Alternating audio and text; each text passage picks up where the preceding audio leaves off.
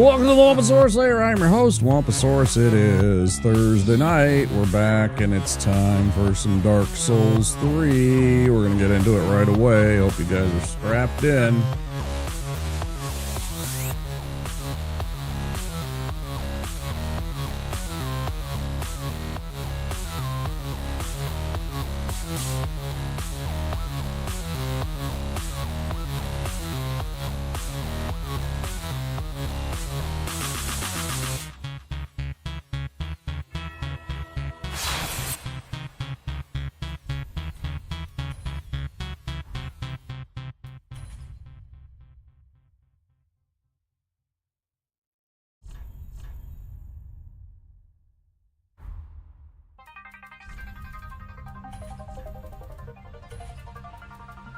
Hello there.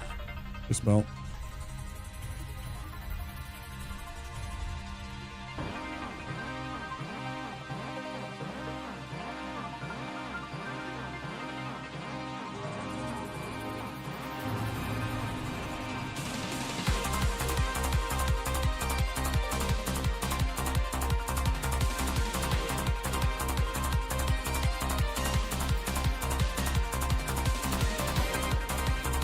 Cool.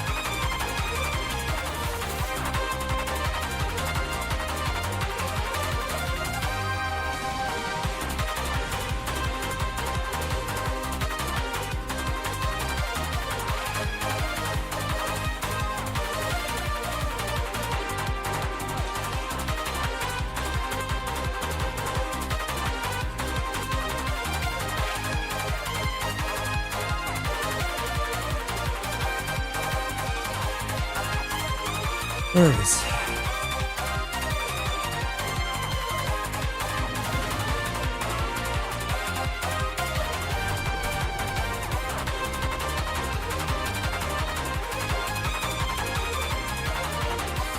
What's the occasion that you got an extra day off?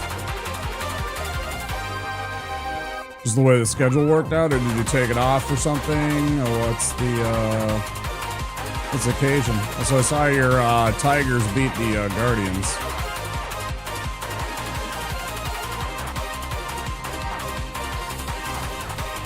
Hopefully nothing bad. And that you get good news. Whatever it happens to be.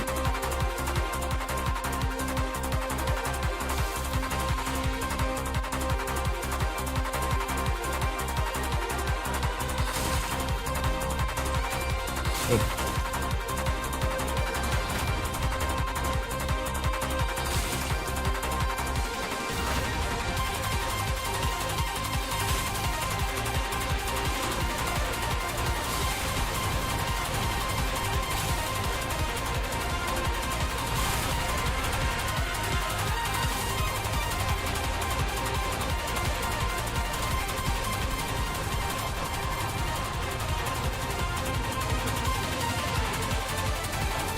Going to game one.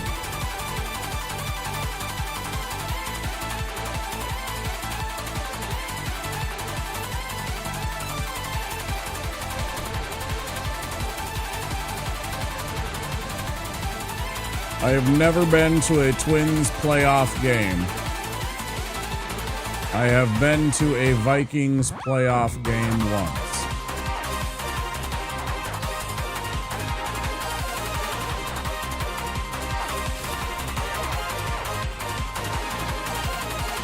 When I was a little kid, I got to go see the Vikings and the Saints play in the Super Bowl, in a Super Bowl game, in a playoff game.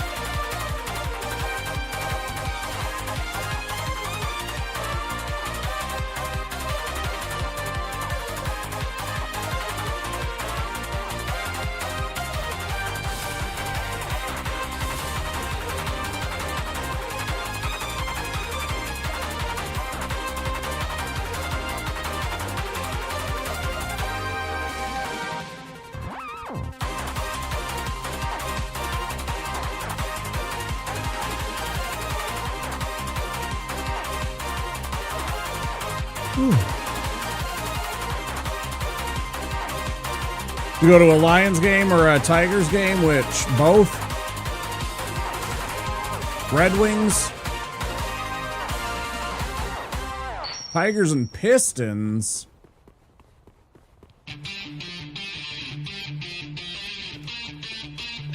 Is that during the Chauncey Billups days?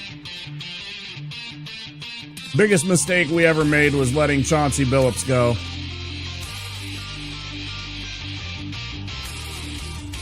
Biggest mistake the Timberwolves ever made was letting Chauncey Billups go.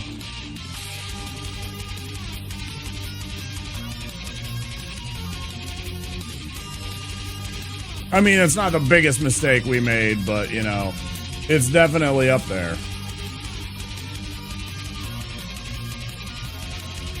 You know, Hall of Fame caliber guard, and we just let him walk away. I mean, we also drafted fucking Johnny Flynn and Ricky Rubio over Steph Curry, though, so that's probably our biggest mistake ever, to be true. Come on, game. Stop fucking around. I'm gonna waste 5 minutes doing this fucking stupid skip.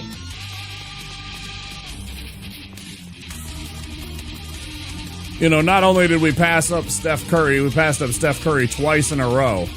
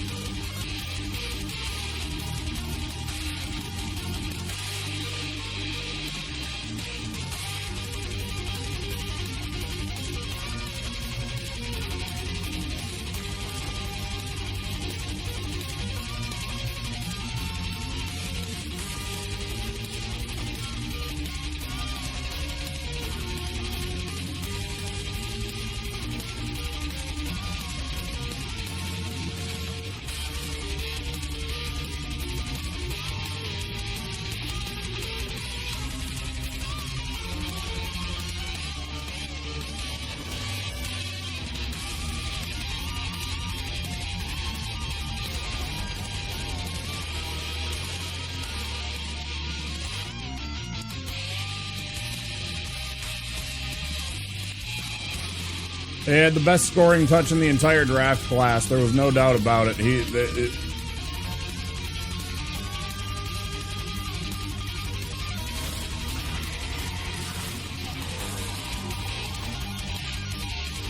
The dumbest argument that they ever make, that scouts ever make, is undersized anything. It has been proven time and time again that it doesn't fucking matter. There are positional players in every sport that have proven that size doesn't fucking matter over talent, over dedication, over hard work being put in at the gym and, you know, elsewhere. Obviously, there are limitations to that, but if it's the difference between 2 inches of fucking height on a dude, you know, they said Tom Brady was undersized and had a weak arm. Or an average arm. I think they actually did say weak arm.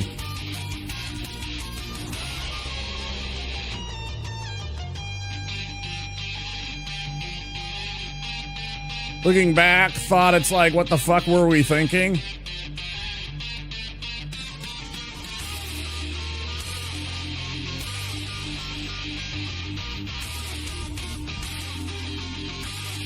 Johnny Flynn was undersized. Why did we draft him? Ricky Rubio couldn't shoot a goddamn jump shot to save his fucking career. Literally. If Ricky Rubio knew how to make a jump shot, he'd be in the Hall of Fame already. You can pass the ball like anybody else, but so can a dozen other guys. If you're not a scoring threat, you're basically a liability on the court.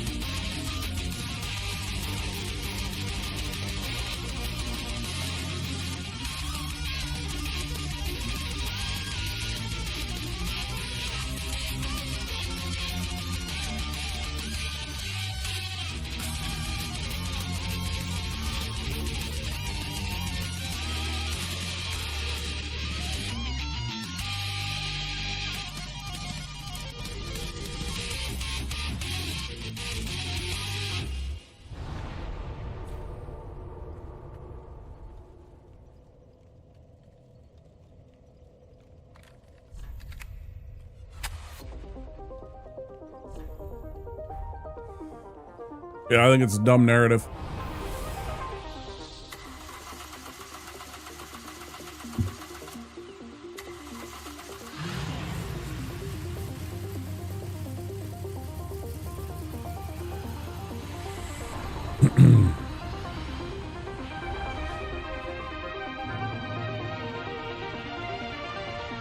When we drafted Kevin Garnett, they said that he was too lanky to play power forward. That he was going to get hurt, that he was going to fail, that he was going to be bullied and outperformed by plenty of dudes. Kevin Durant, same thing. They said Kevin Durant couldn't sustain in the NBA. He was too lanky.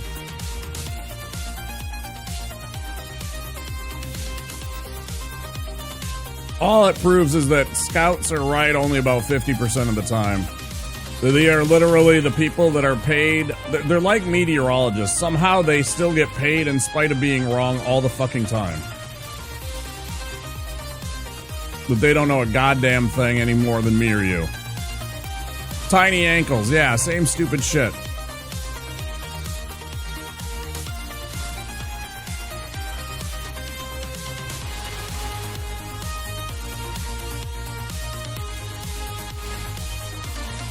The biggest crock of shit is the stupid scouts and listening to a damn word that they say other than the actual tangible. He is 7 feet tall. He weighs 264 pounds, you know, whatever it is.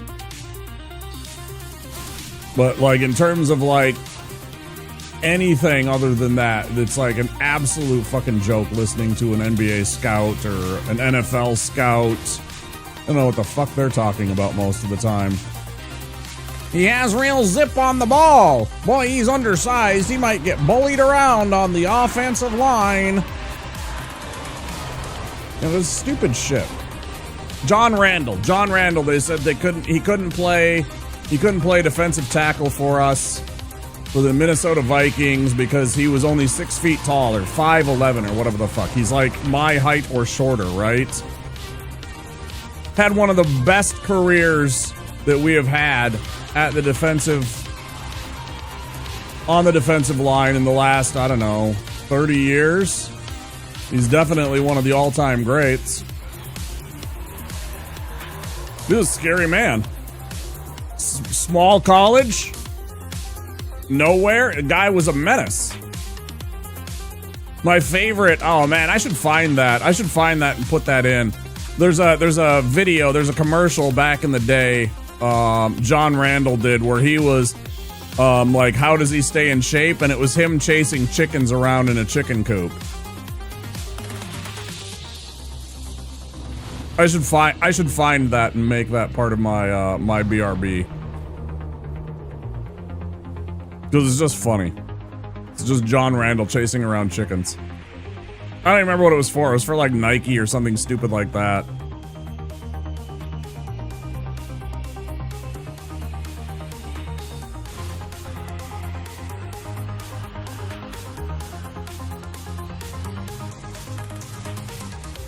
But yeah, his war paint, you know, he was the guy that started that whole thing. He had those big old war paint, almost like inverse horns over his eyes, right? It's like an intimidation factor.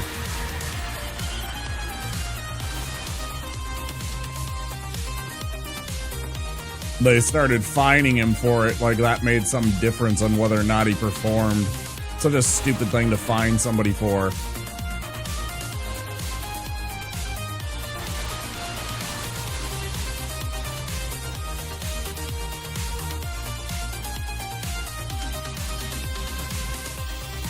Fining him over the uniform policy, which is just fucking ridiculous.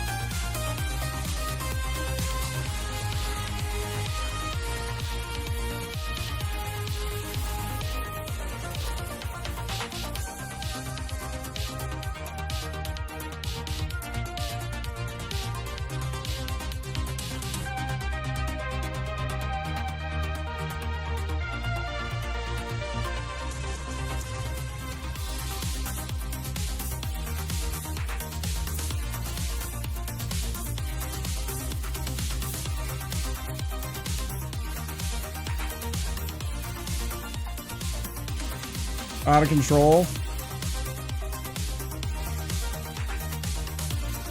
I'm gonna be real, they make $17 million a year. I don't give a fuck.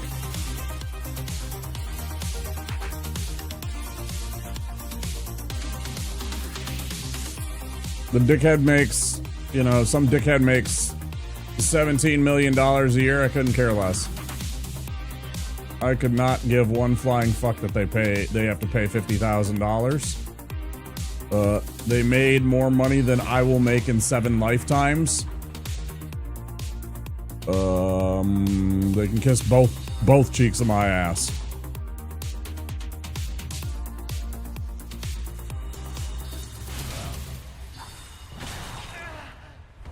I don't feel bad for them at all. Not one fucking bit.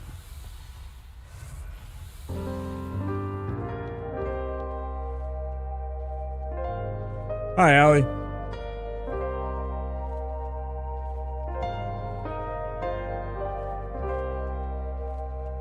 You neither? Yeah.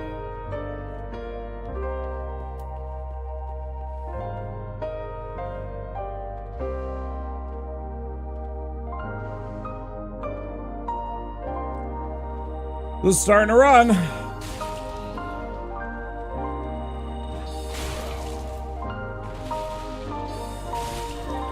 See how it goes.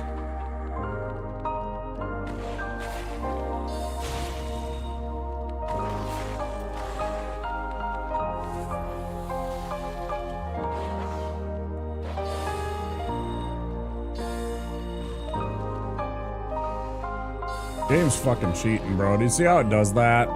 It tried to do that twice to get me to shoot a fucking soul arrow and miss.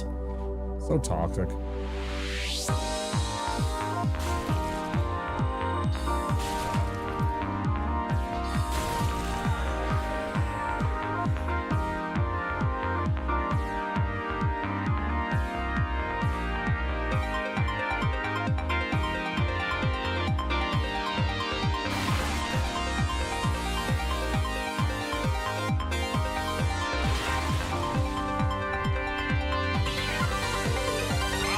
You watch the VOD? Thank you. I appreciate that. Hope you had fun watching it. Yeah, it was pretty fun. I enjoyed the last,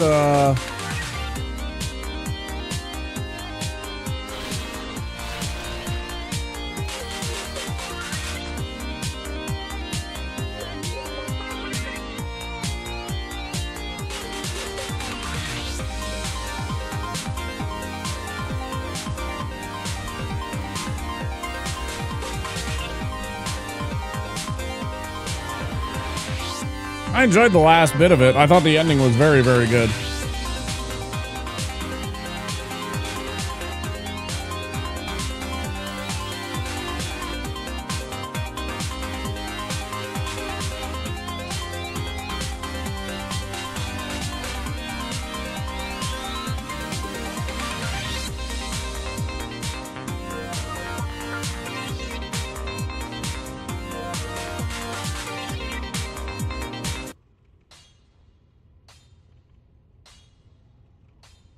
Why is this so fucking loud? I have no idea if that was blowing your guys' eardrums out or not. Be a little more bearable. Over I think it was close to 300. Not 400, like 300 hours. It was like 265 a couple of days before we finished it, so I reckon it's around 300, a little bit less, maybe a little bit more, but right around that mark. Too many, at any rate. To be honest. It was a bit louder than normal. It was a lot louder than normal. I noticed because I couldn't hear the game and I was making sure, I was positive that according to my Stream Deck and everything that I had, the game noises were coming through, but I couldn't actually hear them. Too much. Again, it's just too much. It was just too much. There needs to be a limit on how long of a playthrough a game should take, and obviously I could do things a little differently nowadays, knowing what I know, but it would still take a hell of a long time. Alright, I fucked that up because I didn't have enough potion to go through that run, so I reset everything. In case you guys didn't figure that out. That was what I was shaking my head about because I realized I didn't have enough blue to actually get through the rest of that run, and so I was like, well, now what do? I have to either attack a guy, which breaks the rules, or I have to reset and go back and fix the problem. So.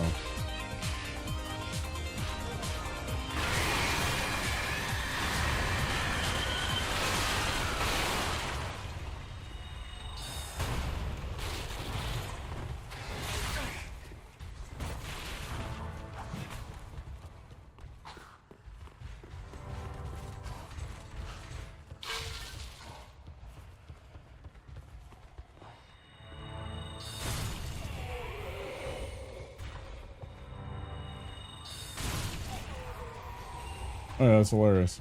Forgot.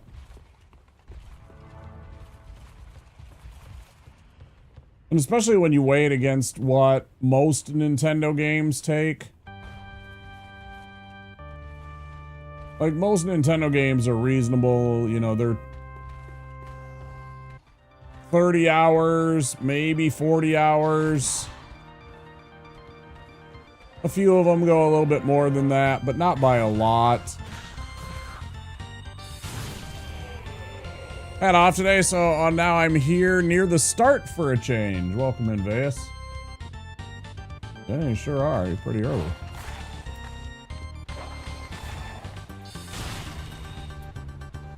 Certainly pretty early. Well, shit.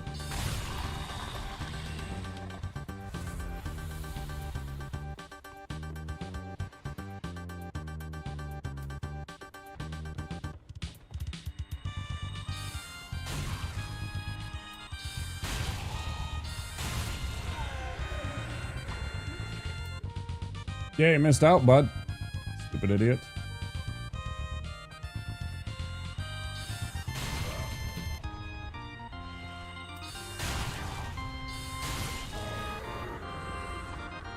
Got that one. Okay.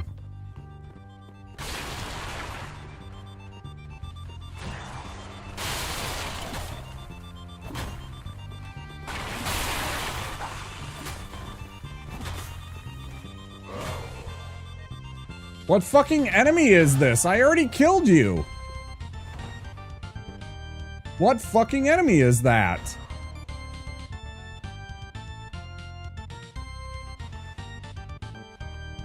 What random dick face is this? You actually kidding me right now, game? Oh, that's the end of this fucking run.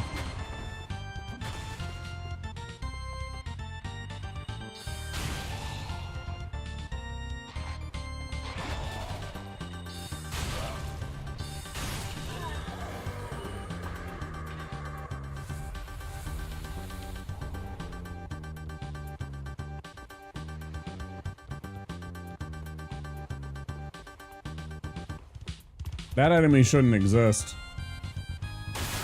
That leaves me a little bothered.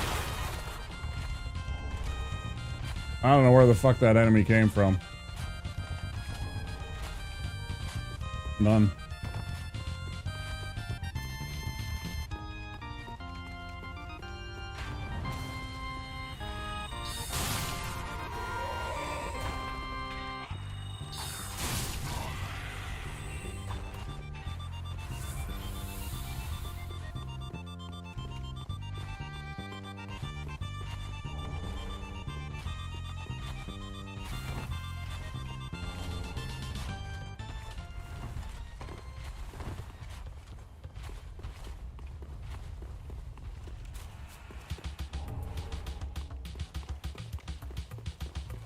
Any particular reason you had the day off, or is it just happened to be?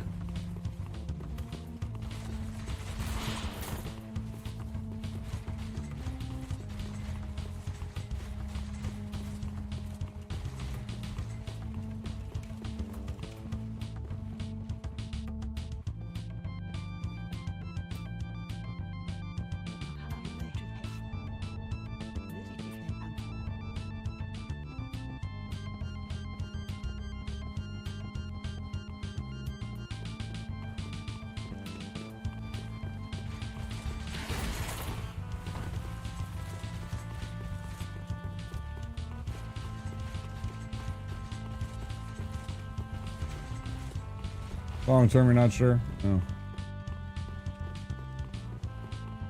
I remember you mentioned a couple of people were let go, right?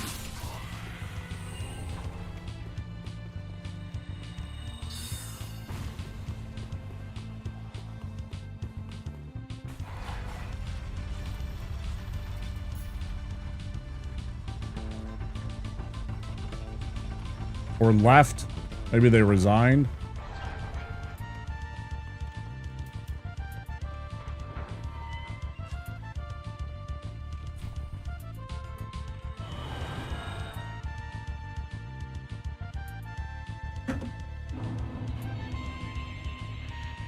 Oh, definitely.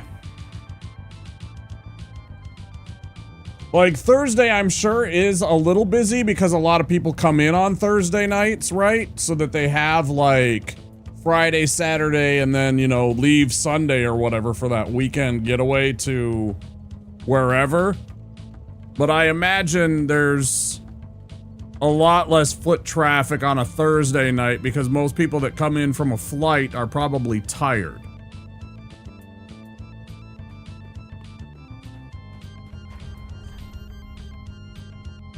That's just my my guess. I don't know if that's actually factually accurate, but that would make sense to me as to why there would be,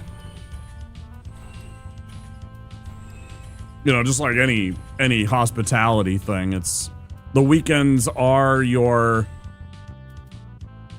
It's interesting that I got an iron round shield. I almost never get this. It's also one of the ones that has parry. It has parry early on. I'm tempted to keep it just because it's actually not too bad. Maybe I will. Maybe I'll shove it in the ye olde organizing chest and just leave it for a while. Thursday is the busiest weeknight, of course, yeah, but Friday's still normally more important unless we're talking 3-day weekend stuff, right? Yeah. If people have an extra day off.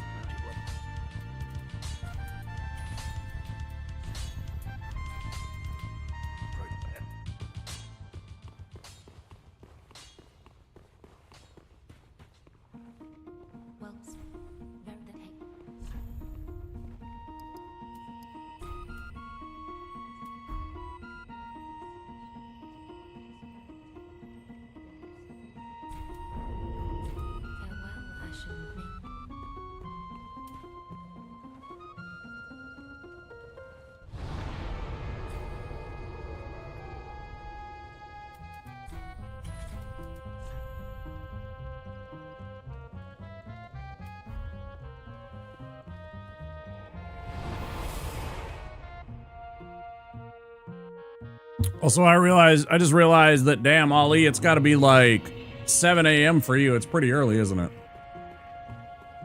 Got to be about 7 a.m. there. All these scheduled conventions, it's aimed at an older crowd. Retirees don't usually stay up late enough to be on swing shift. Right.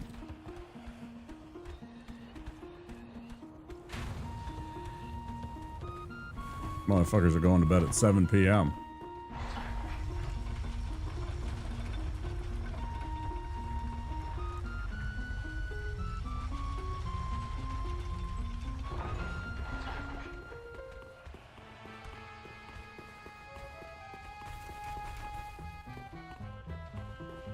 $298.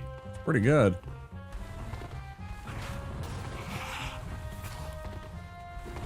Pretty damn good.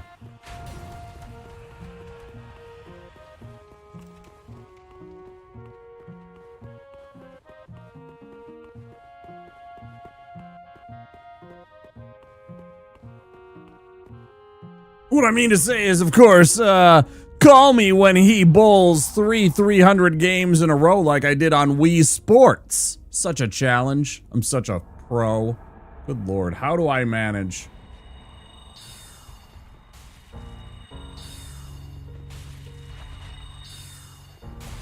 Yes, I have bowled.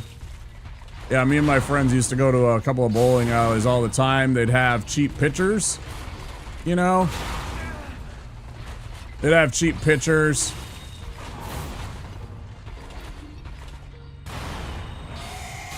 So we'd, you know, get a couple pitchers of beer, play some games, eventually call it a night, have some good times, all that good stuff, yeah.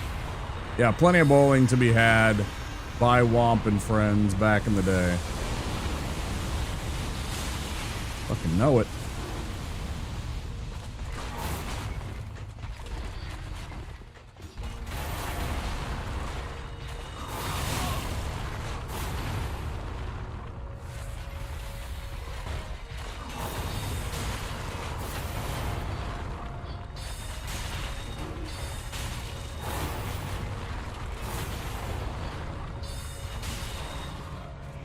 Never professionally, of course.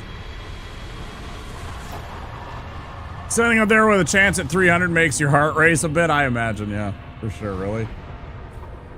You know? Like, for really reals. So we got 2 strikes and a spare, right? Is that right? It was 2 strikes and a spare?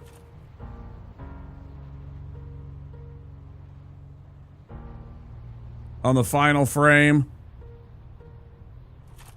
Or rather... No, how would that work?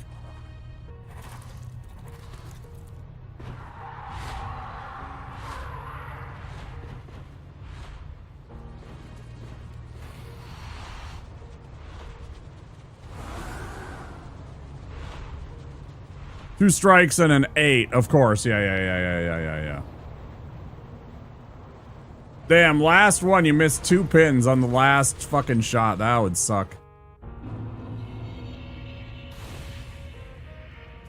I'd bowl better after a beer or 3 since I'd probably tense up less, but you also lose coordination and motor skills that in some ways you...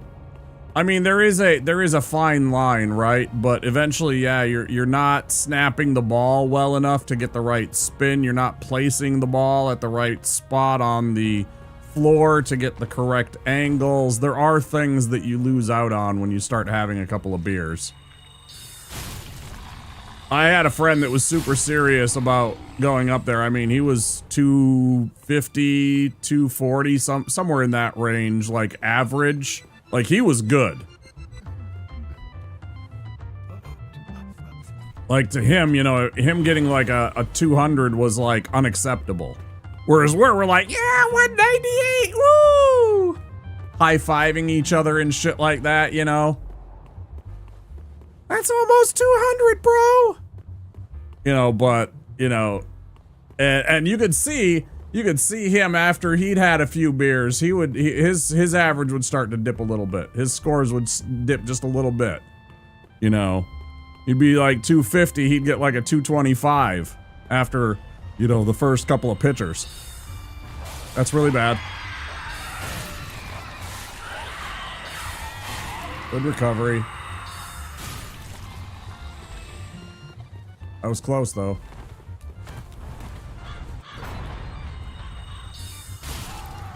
Had some to begin with. I mean, I can't do anything for that. Mr. Two Left Feet. Can't do anything about that.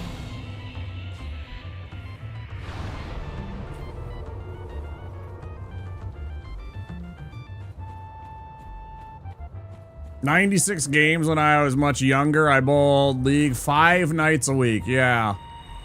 Yeah, see, like, that was the same with my bro. He would bowl, like, most nights was him bowling. Hat! Hat! We have hat, chat!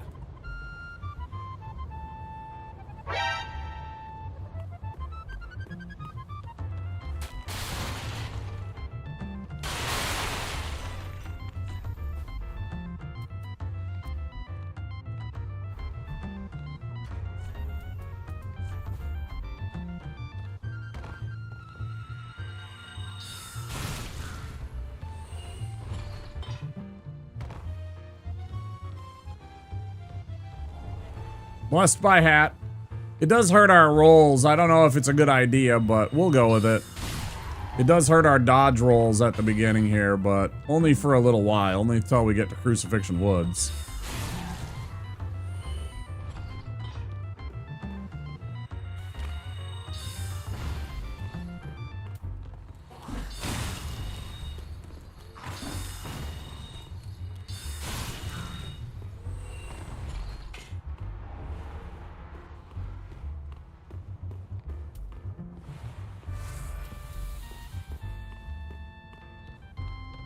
This is a monumentous occasion for us, for we have found a hat.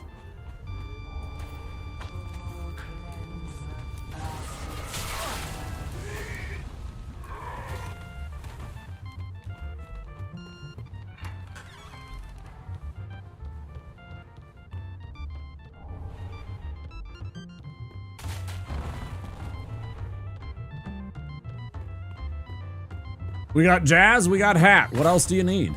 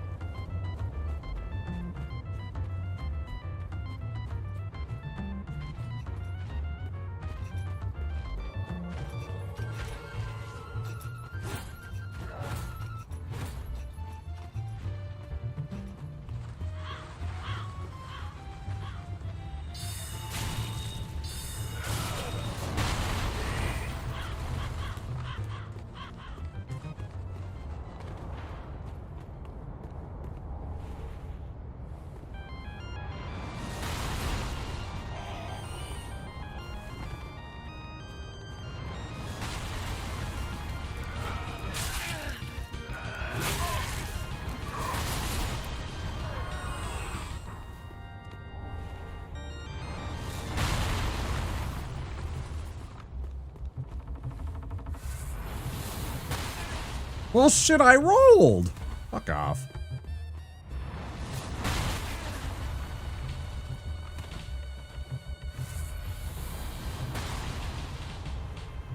Exclamation weather, Minneapolis.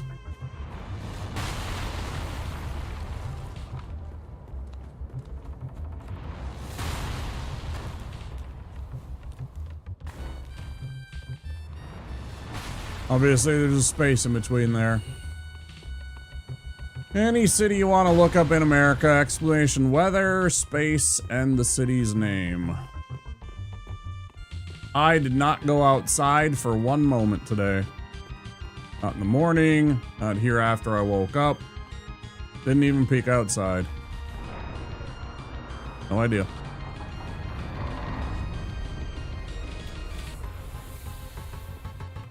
I didn't even notice it on the little weather app on my phone, honestly.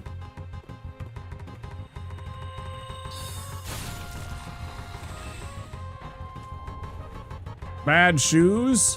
Why do you got bad shoes? How are they bad?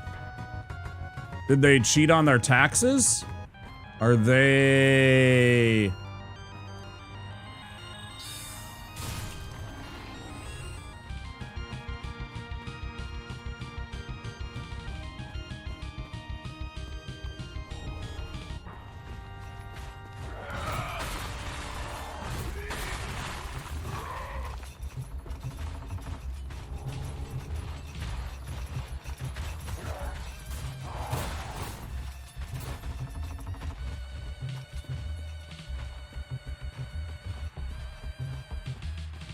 Why bad shoes, Veus?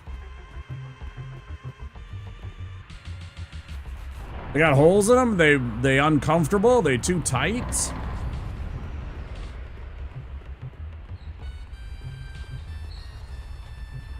Yeah, it's totally the play now. From now on, we go up that little place, grab that extra soul, get them to de-aggro off of us. That's so much easier. Worn out with cracks and holes, hence why I was going to buy new shoes today, which I did. I think I spooked the shoe salesman though.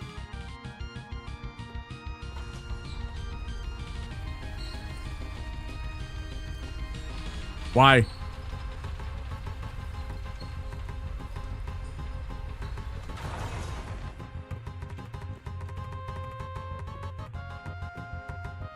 Why'd you spook him?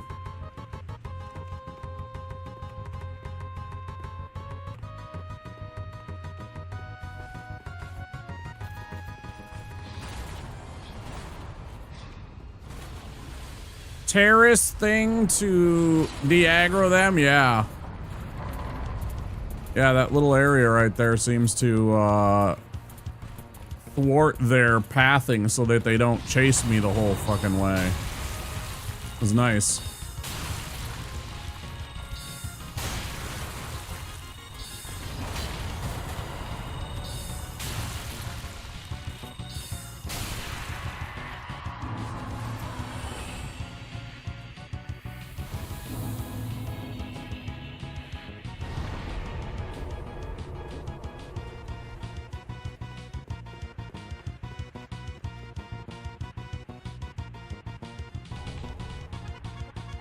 Should have replaced the cheap shoes a month ago. Had the fun of getting some try-on socks because my actual ones were wet. Ugh. Going to the holes in the shoe in inclement weather. Yeah. As soon as I find a hole in socks, I throw them away.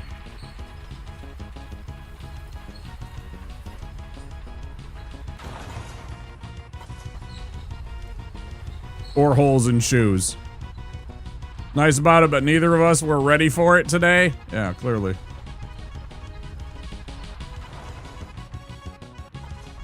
I mean, if it's your only pair of shoes, but I got like 4 pairs of shoes. Old ones, and they'd probably not fit well, but if I needed it, I have like several pairs of shoes.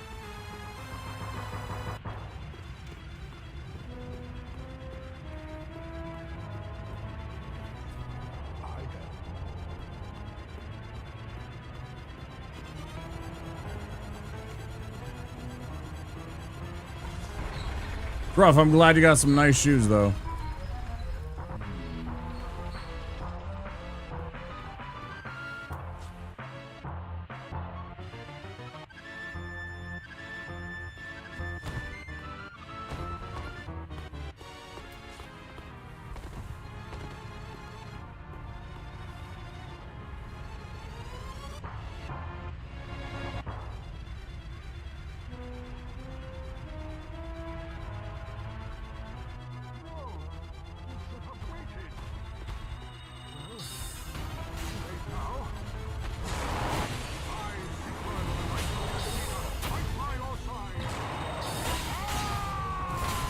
2 hours via bus. Oh, I see.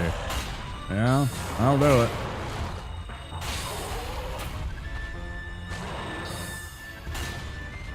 Like a Red Wing store? Did you go to buy like actual fancy, nice, well-made leather shoes? Not just like a pair of Nikes or Reeboks or something like that?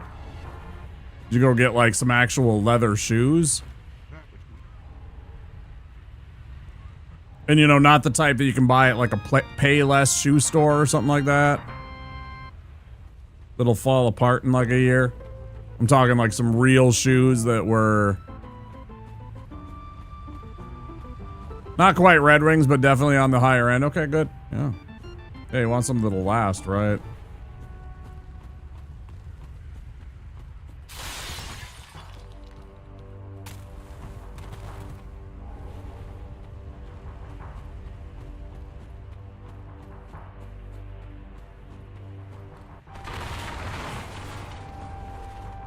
Observe how strong I am. I can absolutely crush a wagon merely by smashing my tiny little staff into it. Ha ha ha ha ha ha ha ha.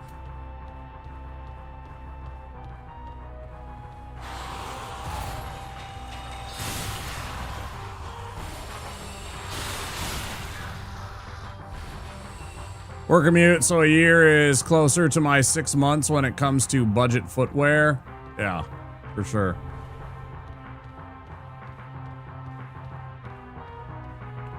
I work the food industry.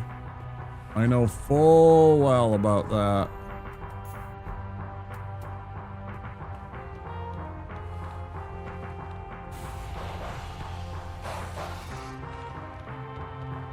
I know full well about shoes wearing out on you faster than you'd think because you were walking all day on your feet and doing stuff that involved that.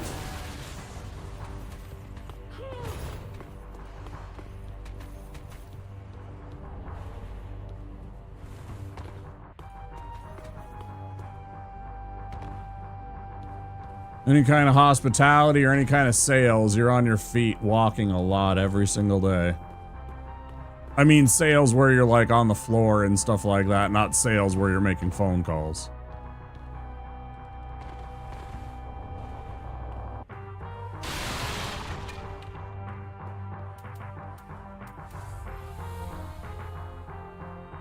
I have tread that I think will handle ice decent for the few months we get that. Yeah, it's true. You do get ice and snow in Reno for a month or two, right?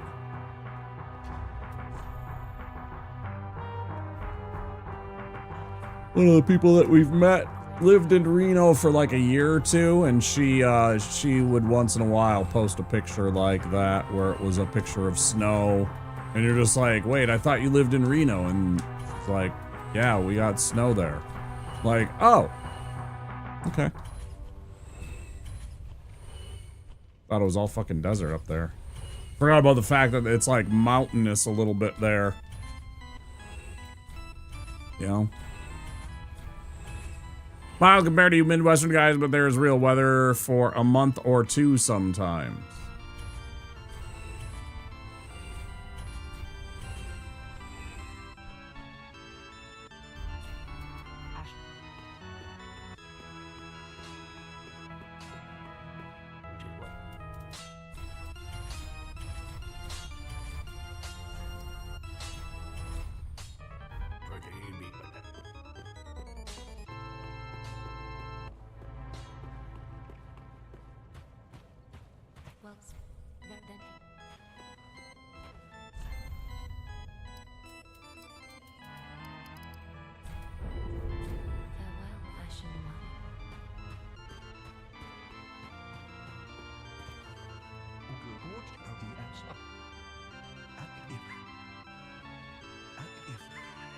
Winters are worse than others. Yeah.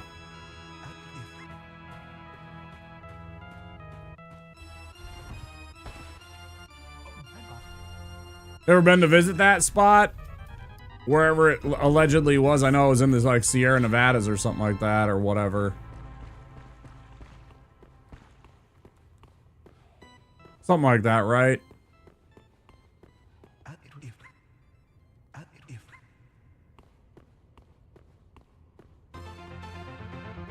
I know it's the pass that goes from the Rockies that leads into California.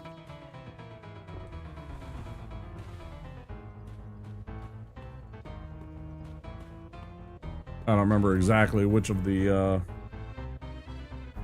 mountain ranges there, since they're all like the Rockies, but then you have like the Sierra Madre that's in the south in the, you know, whatever, Mexico area, and then you have the Sierra Nevada mountains, you have the Cascade Mountains, all these. Main freeway between here and Cali goes through the Donner Pass, right? I have never been in Nevada.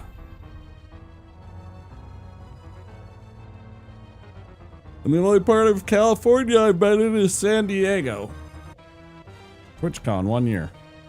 Wish I was going this year. I wish I was planning my TwitchCon right now. Wish I was going.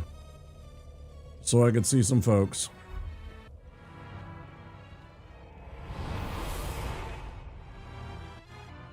Next year.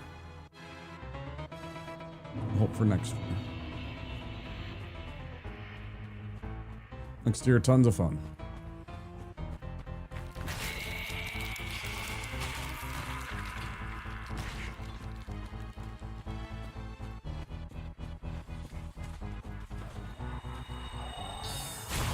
Well, I guessed that and I figured it was that, but I wasn't 100% sure that that's where those are.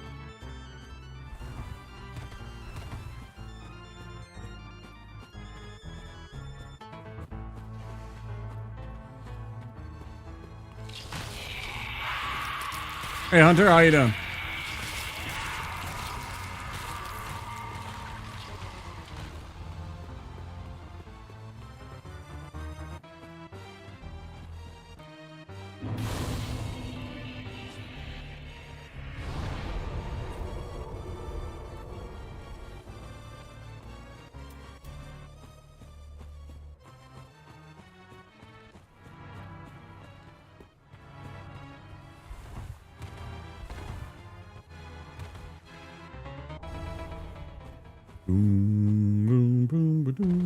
Ads coming, guys.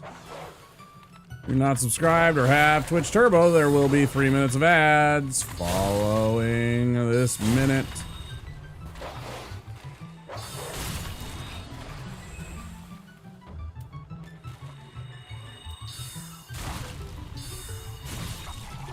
Edge.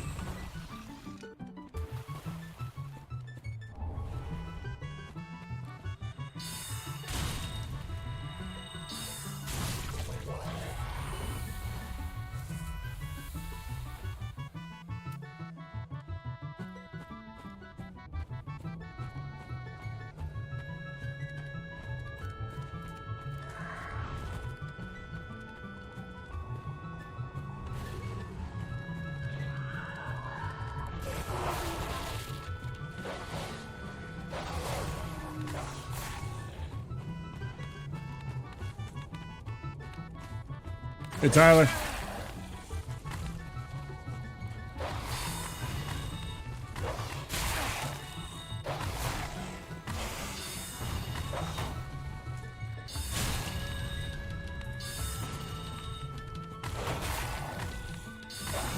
God, I fucking hate these dogs. I hate this dog so much. I fucking hate it. I hate it so goddamn much. This dog has cost me more consternation than any dog in the history of everything. In any video game whatsoever is that one fucking dog. I hate it. Hate it, hate it, hate it. Go fuck yourself, dog. Ugh.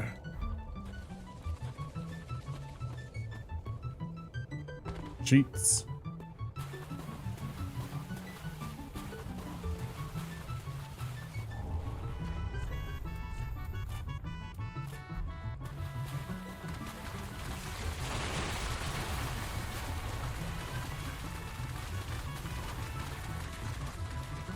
Move away from your friends that played? That sucks. There's always, check your local friendly gaming store. There's oftentimes posts from groups looking for new players. I know that's spooky for a lot of people because they don't know, you know, the new people, but I mean, if you're willing to take that chance, there's a lot of times groups that will post on message boards at whatever, FLGS. I'd highly recommend it. That's friendly local gaming store.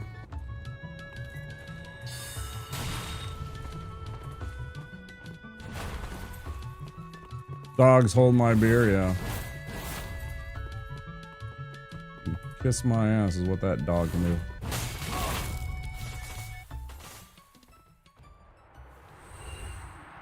Since I moved here, I want to get some MTG. Yep.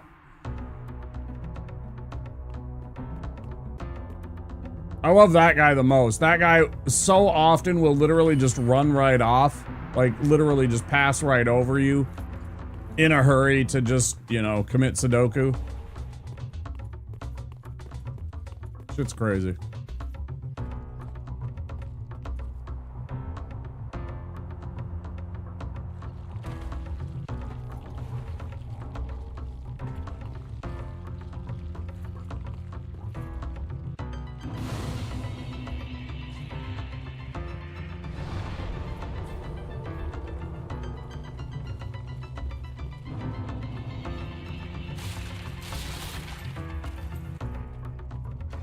What's your favorite color to use in Magic, Tyler? And if you say blue, I'm not gonna ban you, but I am gonna judge you and think you a worse person.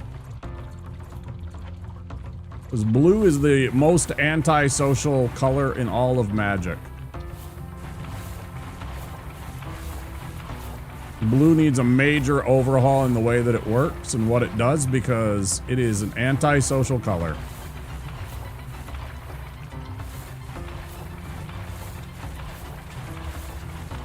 Cliff diving's a great source of souls.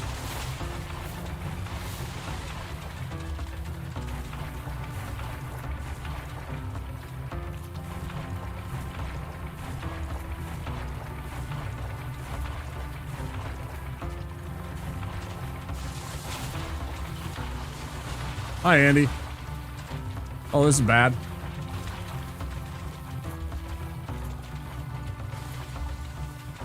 Not so bad anymore. Is it an Andy social color? Oh.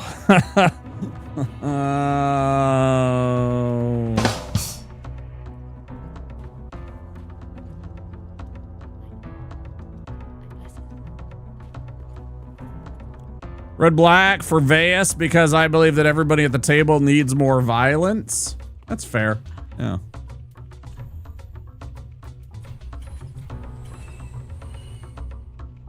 Do what I can. It ain't much, but it's honest work. Am I right? It ain't much, but it's honest work. That's funny. How you doing on your day off, dude? You getting by?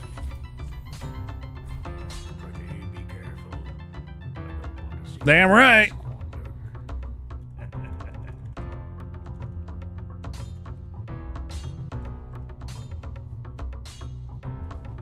You guys know the rules.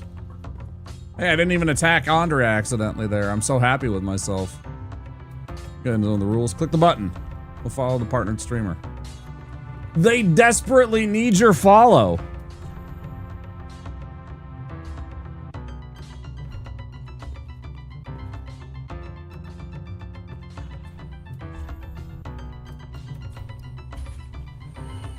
Can't you see they're practically starving? Won't you think of the children?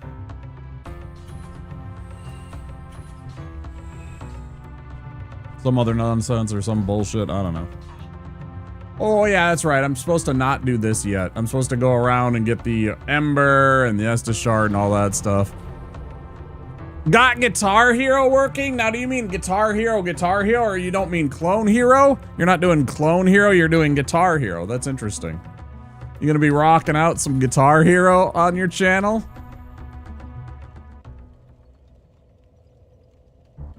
Because that would be hilarious. I mean, Chivos is Chivos, right?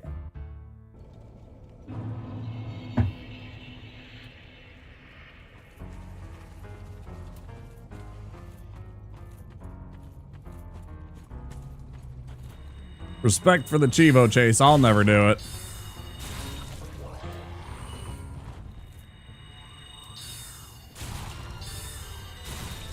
They don't incentivize me enough to actually give a shit about chasing Chivos. Real deal with a real controller. Got the USB adapter and the emulator recognizes it. Pog.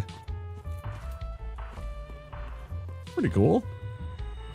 I think I just got rid of my old I had the old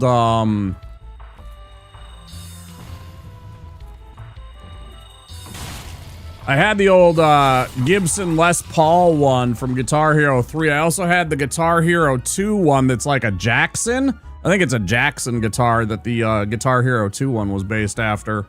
You know, like James Hetfield plays all the time. And I think I got I wish I hadn't before I started streaming, because I could clearly like do some stupid shit. Like I could play this game with a freaking, you know, Guitar Hero controller and people would think it was funny. Not me, but some people would think it was funny.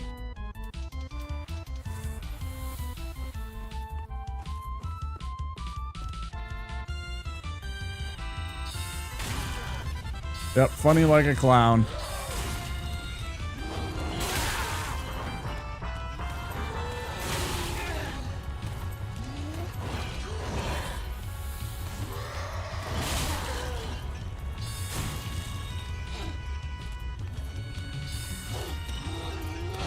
Don't you love how it just cheats all the fucking time? It just happens to miss the fire. Just happens to leap over the fire, like as if somehow it's like it's completely aware of what's going on.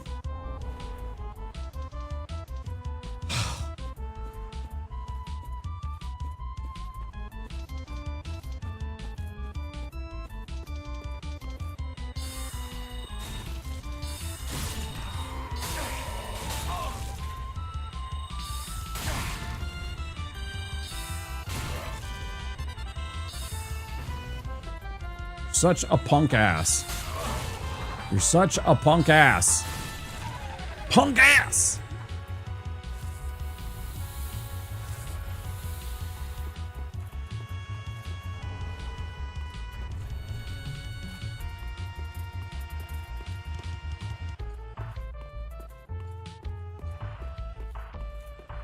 I was actually just trying to tell somebody about this morning who Martin Scorsese was. Speaking of Joe Pesci and...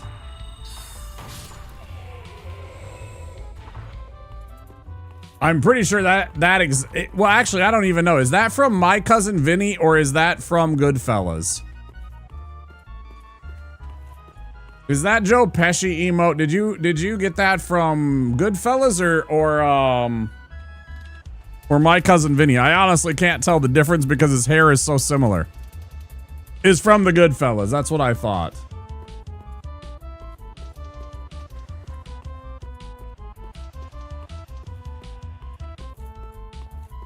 They were confused. They didn't know who the person in the cinema emote was. They didn't know who Martin Scorsese was in the cinema. I think I have that on my channel. I know I have Binema. Did I add cinema? Oh, I only got Binema. You see that guy? Mr. Snuggles? Mr. Whiskers there. Mr. Whiskers is a famous film director. How do I not have the actual cinema?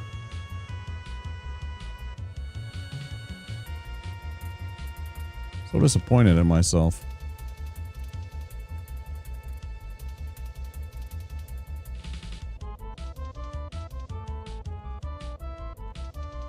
There.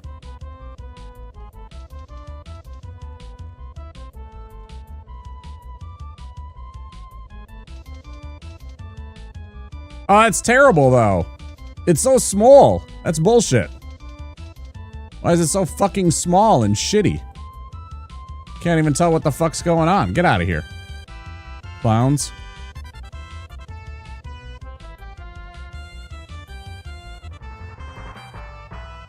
Get out of here, you fucking false.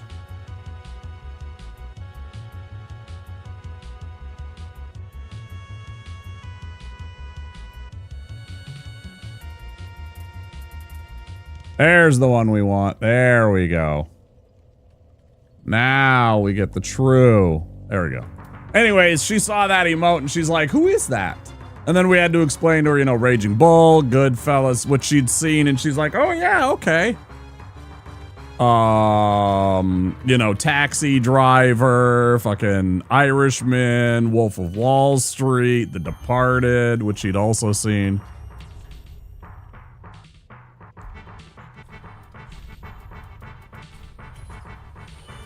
Didn't know who Mr. Martin Scorsese is.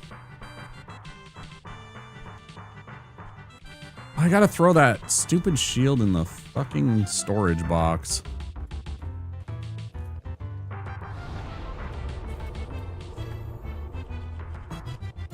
Get out of here.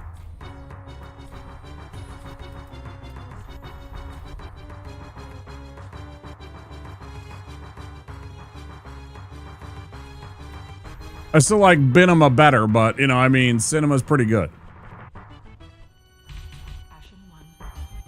Plus, now you have your choice. Did I not talk to the motherfucker? Aw, what a clown. What a buffoon. Hello there. Hey, Byron.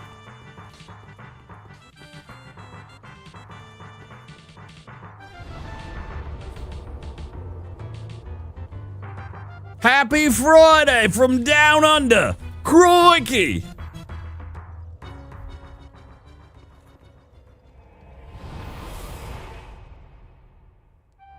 Better throw some shrimp on the barbie and chill down some beer. You gotta say it like that too. Beer. Is that accurate? Is that more Sydney or Melbourne that I'm doing?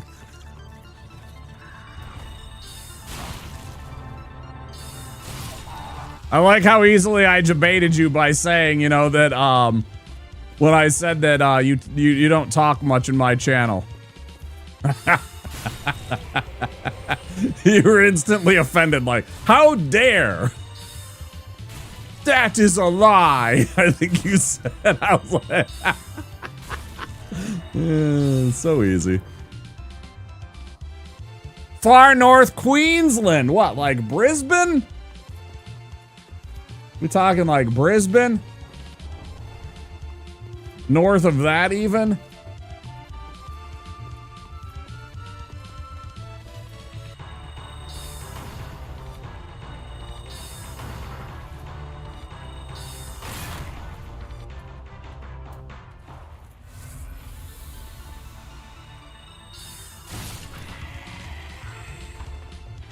Cairns. Oh, I understand. Yes, yes. I always forget about that city up there.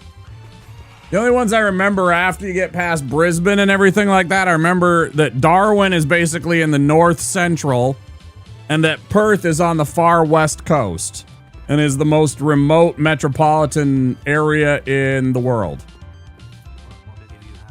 How did I forget to do this? I'm so embarrassed. I forget about it also. Yeah, so does the rest of Australia, I'm sure, or they wish they could.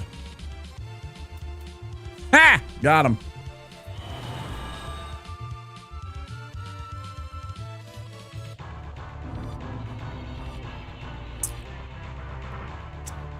If it wasn't for the fact that there's all the white sharks and shit on the west coast of Australia, sure would be fun to go swim with the dugongs.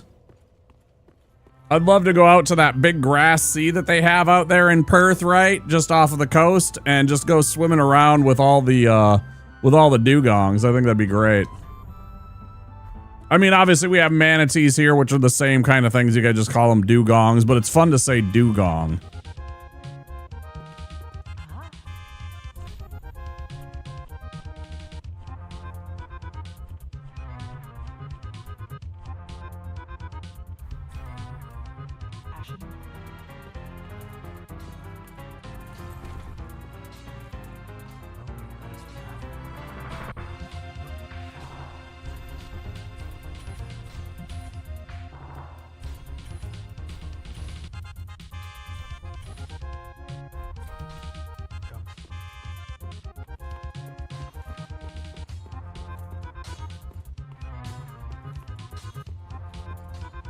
Dugong swam up next to me. I'm probably going to walk on water out of there. Why? They're friendly. They're probably no more dangerous than, you know. Well, they're not dangerous at all. I'd be more worried about a domestic cow than an actual dugong. Like, full disclosure, I'd be way more worried about a fucking domestic cow hitting me with hooves or antlers. It's not that, it's just when you're in the water and you see a dark shadow in the water next to you, you don't know what it is. No, for sure, I understand. You think it's shark or something like that. It's a big-ass animal. I totally get that, but that's my point. I'm saying if you didn't have that kind of element going on and it was literally just going out there swimming with dugongs, that would be fun to me.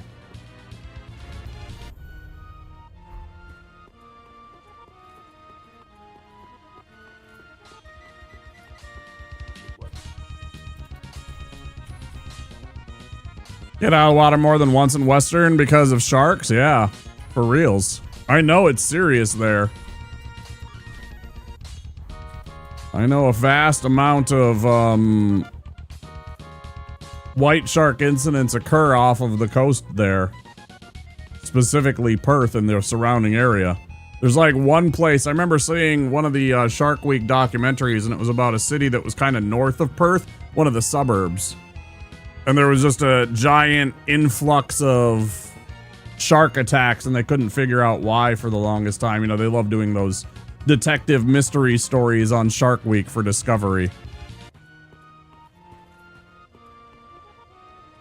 But I know historically it always has, you know, it's always on the list of white shark incidents. Perth is.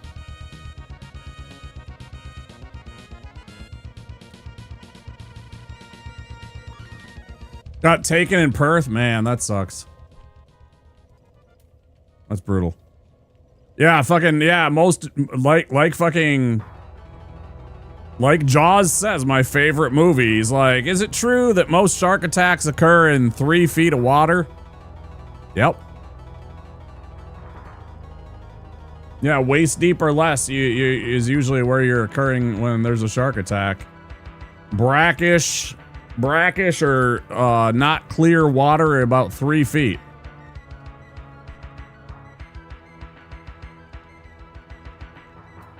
Yep. And it's almost always mistaken identity. They don't know what it is. Sharks don't have hands. The only way they know whether or not it's food is by taking a little nibble. And of course, always the problem with a white shark is the white shark is such a big animal that when it takes a little nibble out of you, it can be fatal. Same thing with a tiger shark. Tiger shark has a big radius of a bite.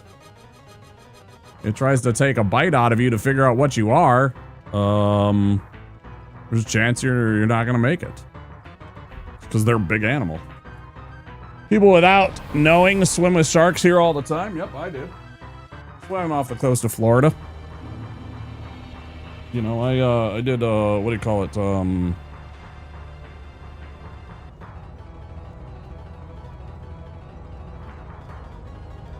Not boogie boarding, because that's the actual thing where you're just kind of surfing off of your skin. You're not actually using a board of any kind.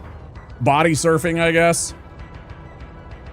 I have an odd thought. I wonder how often surfers are mistaken by sharks and other marine life for weird turtles. A lot, or seals. Or seals. If you look at the underside if you look at underneath. They've shown it in many videos. If you look at a surfer, specifically on a surfboard underneath, they look a lot like a turtle or a seal. Because our arms kind of resemble when we're paddling, and then you have that kind of banana shape of the board, which could be mistaken very easily for something that doesn't necessarily have, like, pattern recognition like we do. Where we can look at something and be like, that's a tiger or that's a lion and know the difference, right? All they see is just a weirdly shaped fish. Yeah, it looks like a turtle, looks like a, some big fish. Turtle, sea lion, seal, something that is tasty. That's all they see. Oh, I forgot to do the other thing. I'm gonna go back. I forgot to go get the sage ring before I do any of this bullshit. I'm just off. Teenager, dad had a 14-foot tiger was bigger than the boat. One of our catch didn't swim when we threw it back, and the next minute, head first, just like Jaws, this tiger just breached and ate it. Fucking A, that's terrifying. Yeah, they're big. They can be 15, 16 foot pretty regularly. And then people forget that great hammerheads are like 20 feet long. You know, the biggest great hammerheads are 20, 22 feet.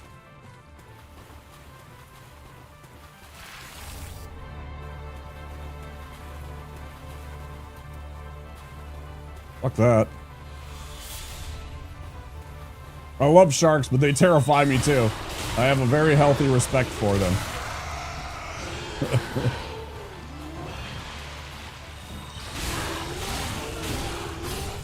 You know what I do? I stay out of the fucking water. You want to know why? Because we have swimming pools. And I'm completely okay with swimming in swimming pools.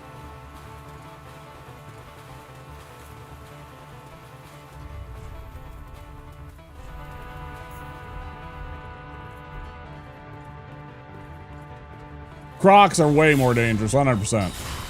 Salties? Yeah, fuck that.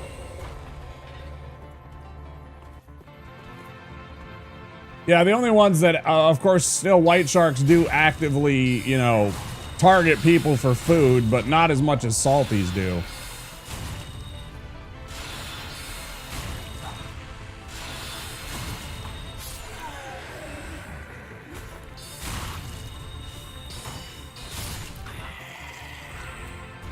That's what we call efficiency. I used every damn bit of that.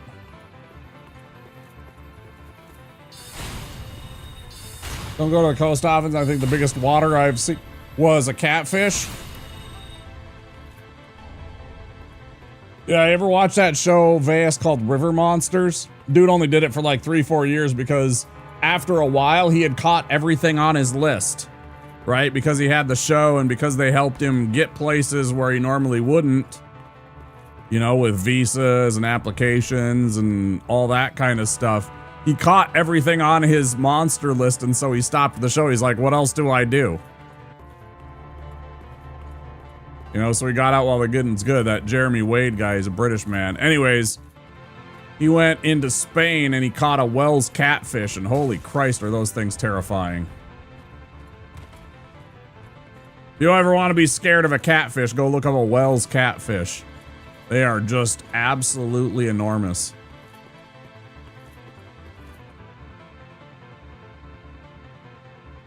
Well, no. Even if you're not abiding the law, they're just literally. And he had every fish imaginable he could have caught. I mean, unless it's like literally you can't catch this fish, because of course he always did catch and release. It's not like he was keeping the fish. He had no interest in that. But I mean, he caught a Goliath tigerfish that was like this big and had a head like this. You know, I mean, he caught that Himalayan goonch catfish. Those things are just scary as shit. Same with the Wells catfish. Again, these are massive fish that are as big as a person, bigger. Just terrifying.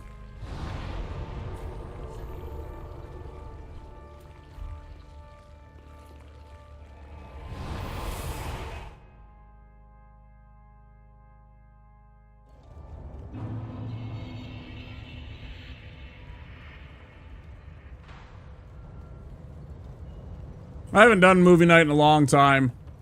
I don't have the means or the ability to afford going there anymore.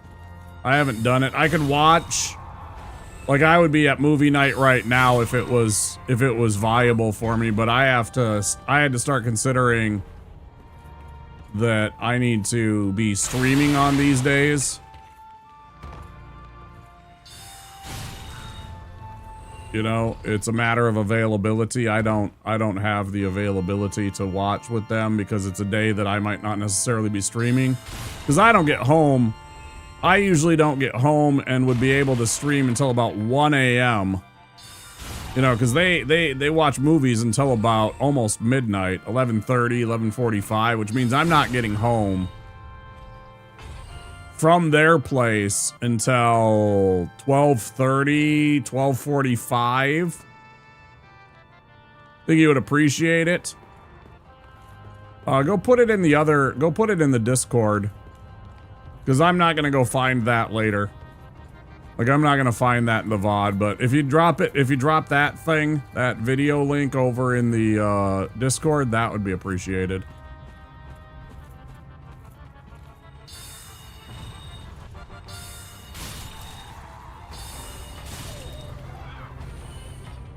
Oh. Half the pics are like, look at this catch.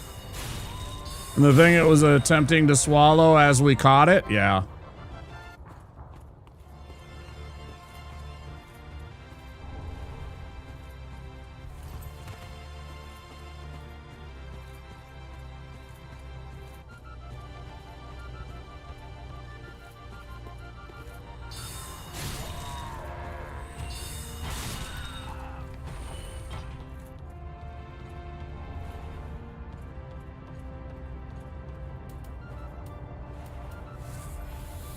Same guy who did Wolf Creek?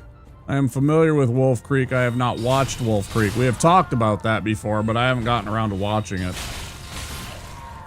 One of those Osploitation movies that I haven't seen. Just like, what's the other one that's super disturbing? It's like a whole bunch, like the guy gets drunk and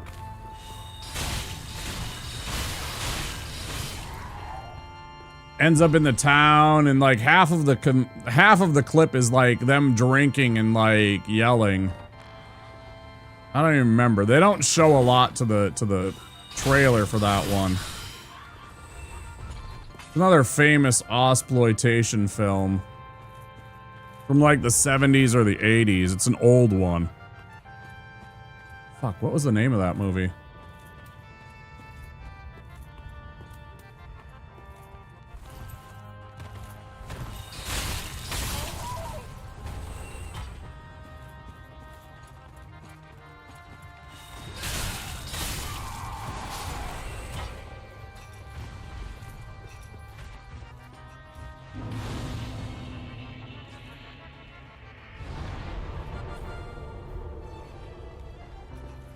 What's the name of that damn movie?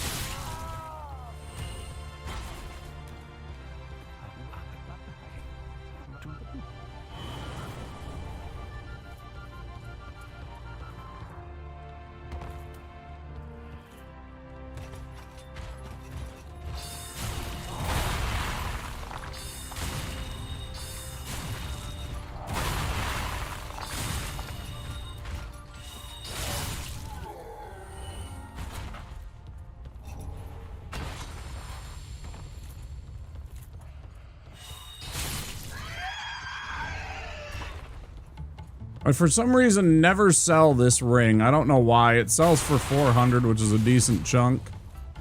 And I never use it since it's based on fire attacks. And, you know, you can't really do fire attacks with sorceries.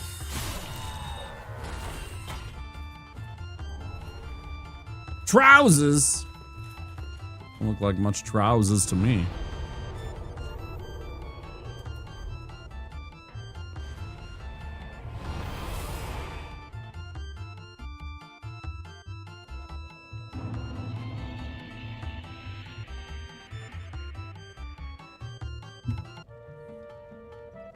Wake in Fright. Wake in Fright is the one that I was thinking of. All I had to do was search famous Osploitation films of the 1970s and it popped up. It was the very first one. Actually.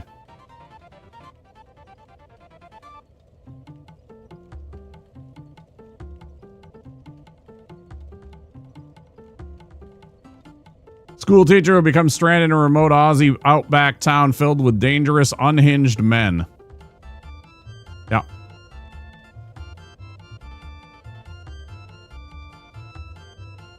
It's pretty famous. I think Scorsese said it's one of his favorite. It's like Scorsese or one of those, or it might have even been Quentin Tarantino. It was one of those big directors that said that it's one of his favorite films. Just because it's so unhinged and fucked up. I think it was Martin Scorsese.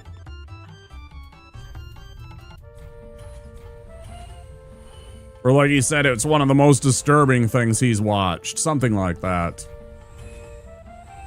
George Miller, yep.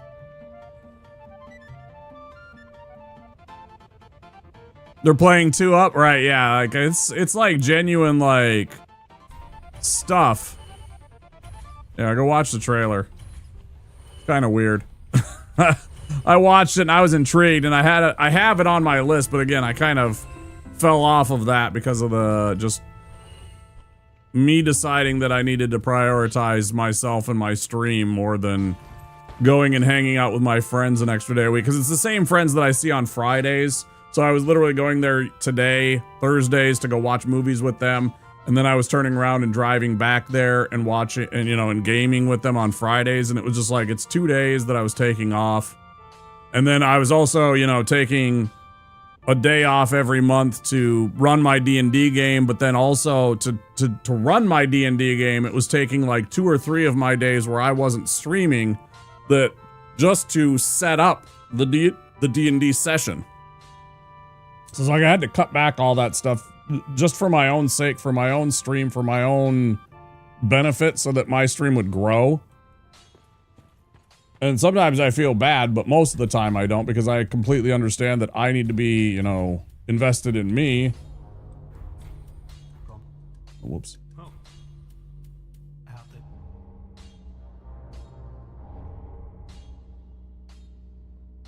With this, it's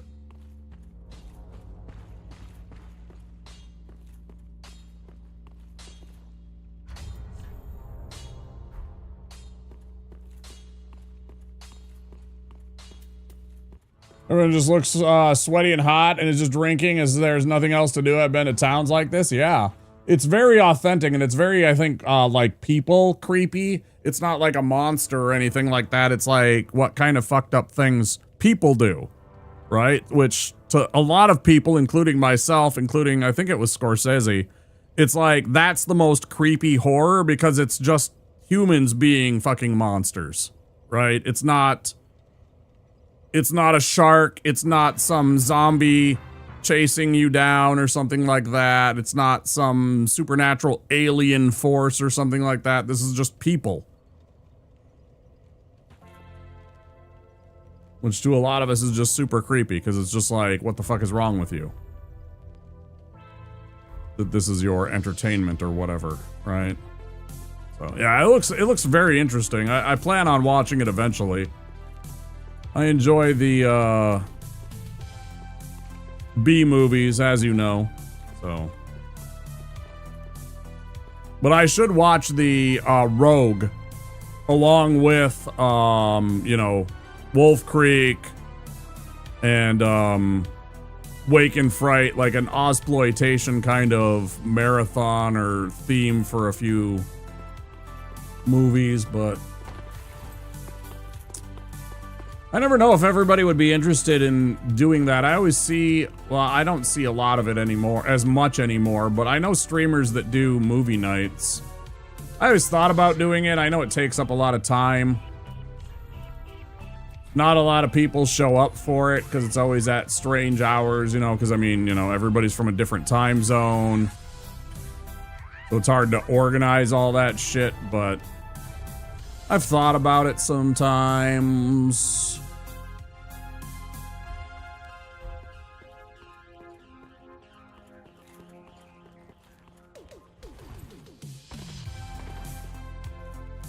So people could watch the stupid shit that I enjoy, which is the good shit. Watch Wolf Creek, then Rogue. Right, they came out in, like, Wolf Creek's from, like, the 90s, right? Like, late 90s? Like, 1998 or something? And you said Rogue was 2007. So that would kind of make sense.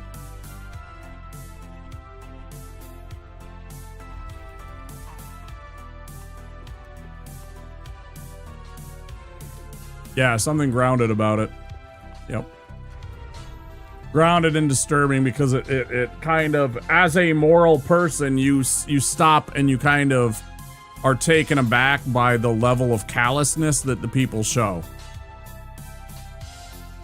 Both around 2005 to 2009. Why did I think it was like 1999 or 98 for Wolf Creek? I mean, obviously, you're sure you've looked it up. Wolf Creek was 2005. Okay. Noted. All right, time to make the Farron run. We've all been here. We've all seen this part.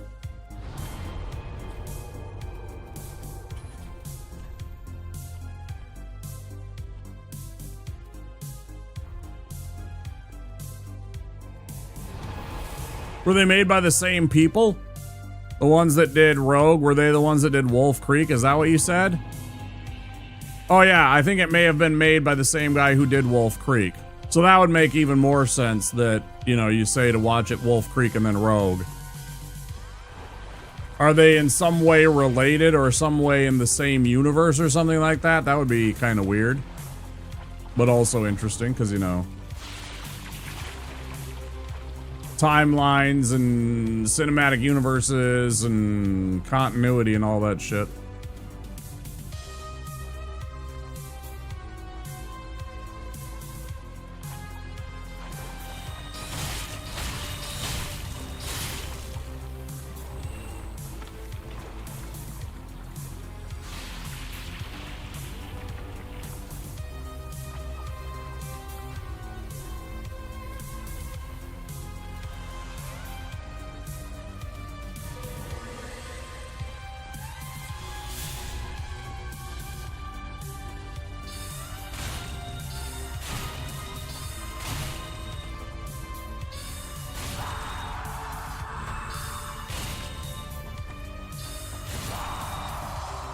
Bye-bye.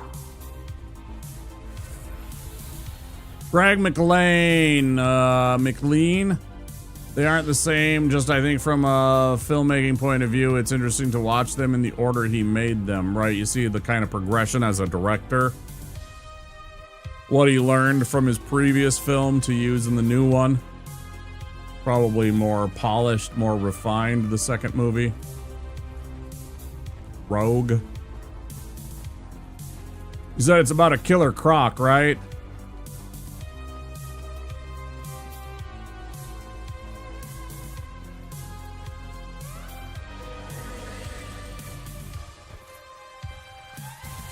Yeah, creature feature. I creature features, they're stupid.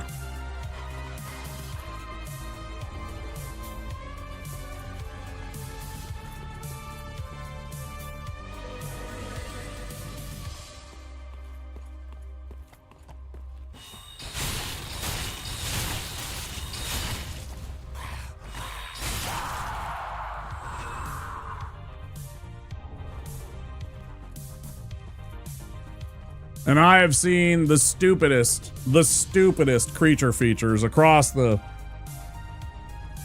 Yeah, Wolf Creek, it's just people, right? I understand. So you have like a monster and stuff like that, practical effects or CGI. Is it CGI or is it fucking real? Did they actually do a practical effect croc or is it all CGI? I always hate it when they do CGI. It looks so dumb. It always looks so fake. Admittedly, I still watch them, but I always just kind of like, Didn't have to deal with water boat CGI.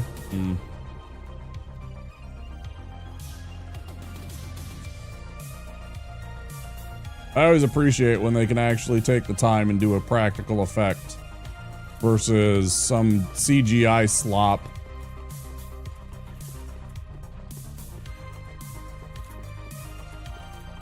And I say CGI slop because it doesn't even matter how big of a company. I have seen the biggest companies do trash ass CGI.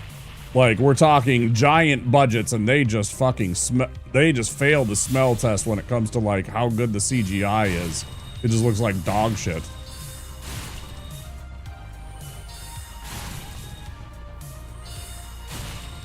Yeah, I was here. 100% was here. Yeah, we watched it. We watched it a couple of weeks ago. I think it was, it might have been my friend Viovis that linked it. Or somebody else. Somebody in chat linked me the video and I was like, I'll watch this. Sure, yeah, whatever. They did make a large animatronic croc, but it's a mix. There is very little CGI. Okay, that I can get behind. If they use CGI to, like, cover and, like, spruce up the practical effect, I'm all for it. I don't mind that at all. I think that's smart filmmaking, but if it's strictly CGI, half the time it just looks bullshit. But if you use the CGI to enhance the practical effect, it usually turns out okay. Okay. That adds some interest and some gravitas to it. But yeah, I've seen the stupidest fucking creature features. I've seen Birdemic, I've seen Mosquito. I've seen, what the fuck was it called? The Incredible Bulk? I think it was called The Incredible Bulk. What a fucking trash movie that was. Jesus Christ.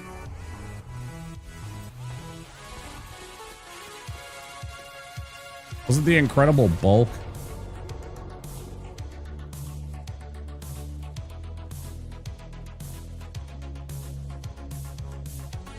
Yeah, The Amazing Bulk. Not The Incredible, The Amazing Bulk. God damn, was that a terrible movie. And you know it's fucking stupid because everybody's like, 5 star. No, they're full of shit. These people are such trolls. They sit there and they think it's great and they laugh and they think it's like it's so bad.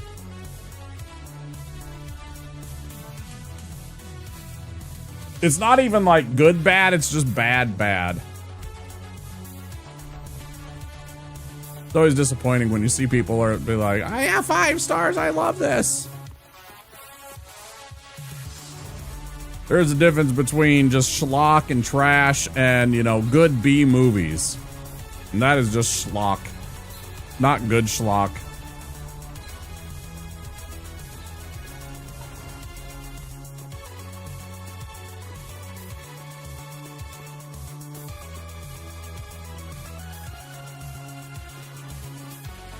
And again, remember, these are the dumb idiot friends of mine that like watching Daddy's Home 2 for Christmas. Like, that's one of their... Every single year, that's what they watch for Christmas time.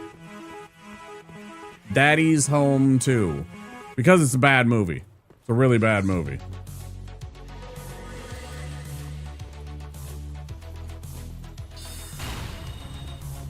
I don't know why they watch it anymore, though. They don't even pay attention. No callbacks, no nothing like that. It's just literally on in the background while they're bullshitting half the time anymore. It's just like, are you even watching the film anymore?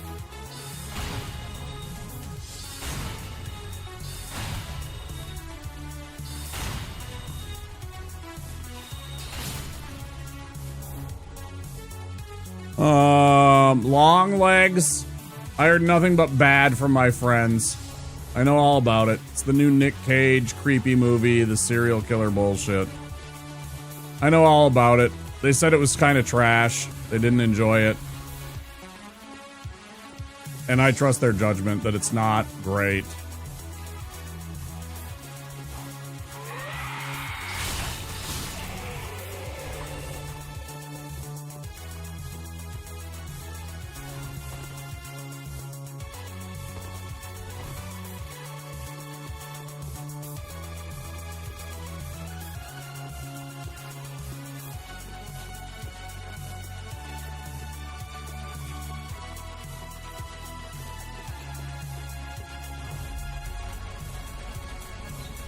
It's the theme, not just like a serial killer or anything like that, but like the whole religious aspect of it. They instantly were just like, eye roll.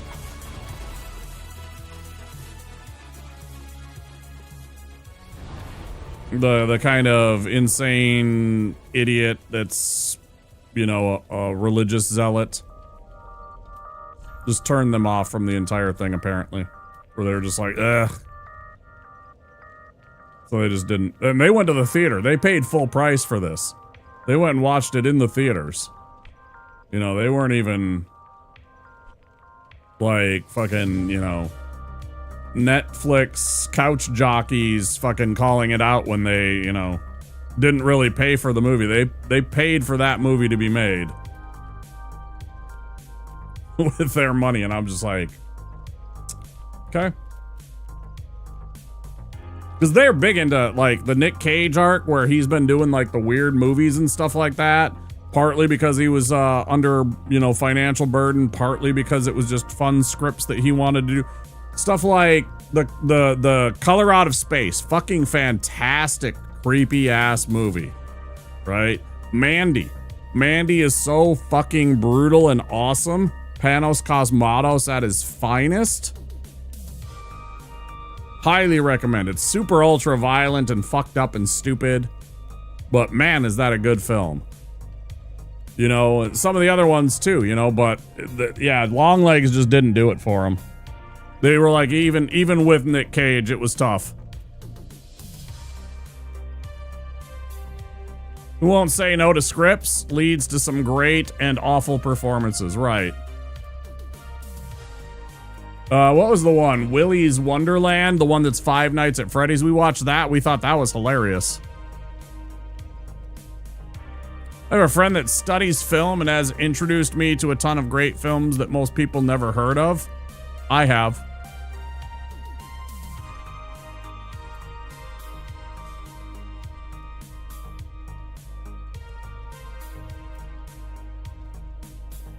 Like, I put that in my bio because I probably actually watched, like, probably have watched 10,000, I know, I've probably watched 10,000 films in my lifetime. Like, I would consider myself an expert on film in terms of, like, I've watched films and know what makes films good. I wanted to go to film school. I never did. I applied a few places and I didn't have the grades or the financial support to do it. Your roommates are film people? Yeah. I know what makes good film. I also know what makes bad film. I also know what makes good bad film, right?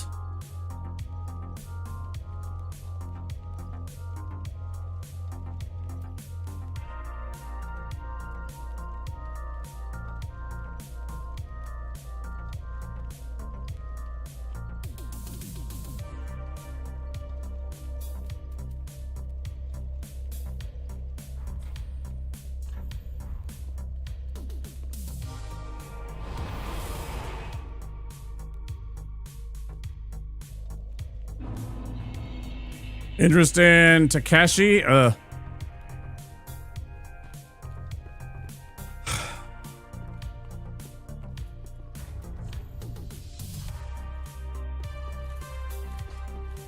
of that Japanese horror I'm just not about. It's too, I don't know.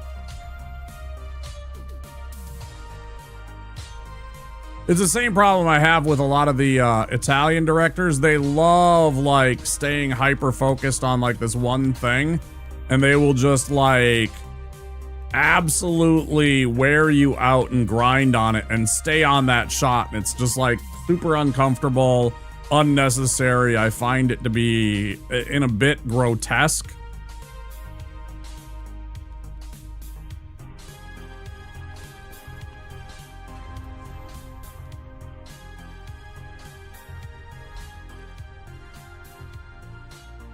Some of the Japanese horror, I'm just like, nah, man. Nah, man. Yeah, Fulci, Lucio Fulci and Mario Bava over in the Italian side are very much that way too. They're gratuitous for the sake of gratuity. They literally will stay on a shot. Like, there's a movie from, I don't remember if it was Fulci or Bava. But, like, dude gets his head slammed down onto a table, right? And then he slowly gets his face pushed into a drill that's on, and you watch it go into his eyeball and stuff like that. And, you know, all the goriness that comes with that and everything like that. And it's like, he didn't need to stay on that. And he does. He lingers for all the fucking time, you know? And it's just completely unnecessary.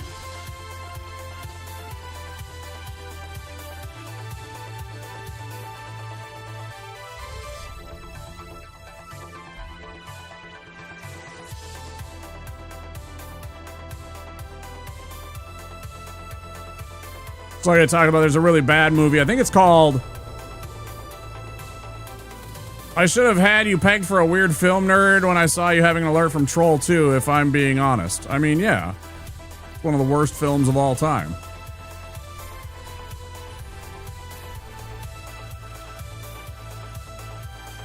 It definitely makes the Film Hall of Shame. It's not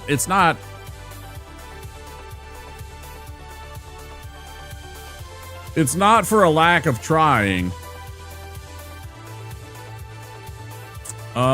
Let's go take care of this. I've thought about changing that up and finding something else. I'm just not sure what. There's times I thought about changing up that alert. Getting something new.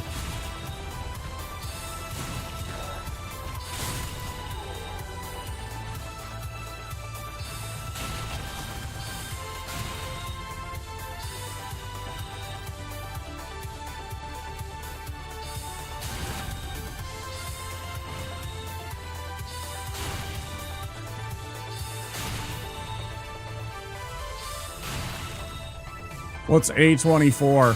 I don't know what you're talking about.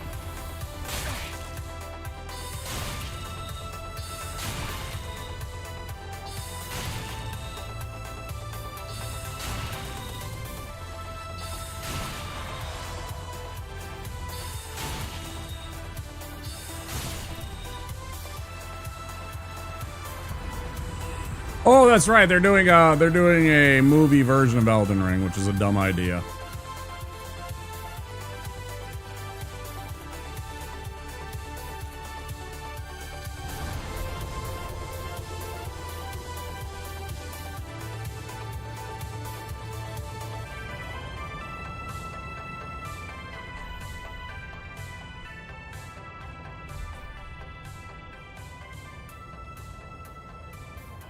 Is there anything we actually need out of that? We got 3,000 souls out of that. I don't know what's needed. I think making an Elden Ring film is absolutely up there. It's like top 10. It's top 10 dumb ideas for making a film. I don't know that it's going to be even as good as the original Street Fighter movie with Jean-Claude Van Damme and Raul Julia. I really don't know that it's even going to be that good. Like, full stop. Very hard to adapt to film, and I don't think all of them can stick the landing. I mean, I've never seen the Minecraft movie. People say that they enjoyed it somehow.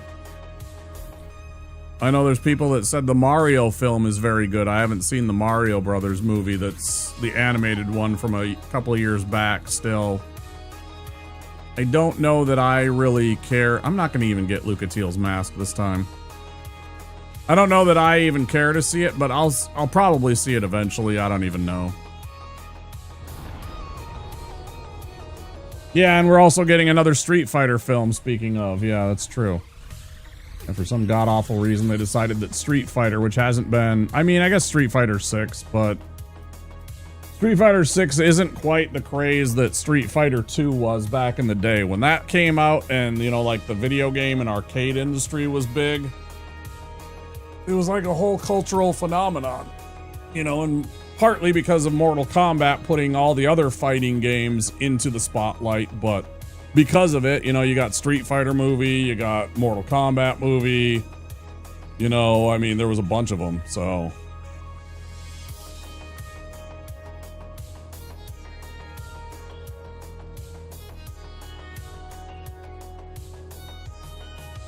Elden Ring is an extraordinary work of world building with deep lore, but it isn't really driven by a conventional narrative. The story is fragmented and intentionally opaque, not really great source material for a film. 100% agree. Minecraft movie are great for kids. My girls loved them both. Yeah, I mean, from what I understand, it's supposed to be... Both of those movies are supposed to be at least... The only thing the bar for me is, did it entertain me? I don't care if it's good. I don't care if it's bad. I don't care if it has a big budget or a small. Good actors, bad actors. What I care about is, was it entertaining? Did it keep me engaged? Did it keep me interested in the film, right? It does not have to have a great script. It does not have to have spectacular, like, Avengers Endgame type of CGI. It doesn't have to have good practical effects. What it does have to do is keep me entertained. Be that from, storytelling, from writing, from the visual, from the acting. Something has to keep my attention.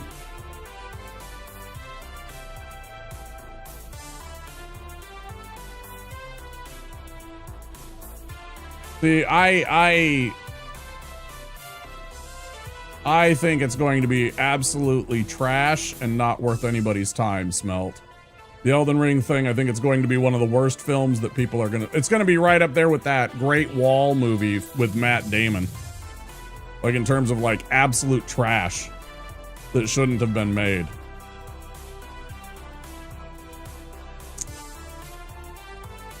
What are we doing?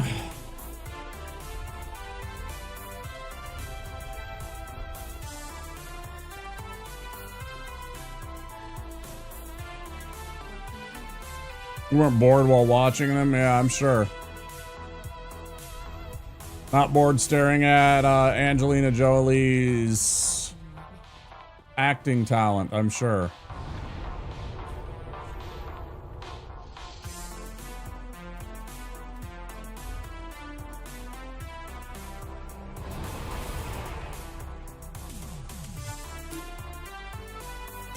Is that 2 hours? Oh shit, that's 2 hours.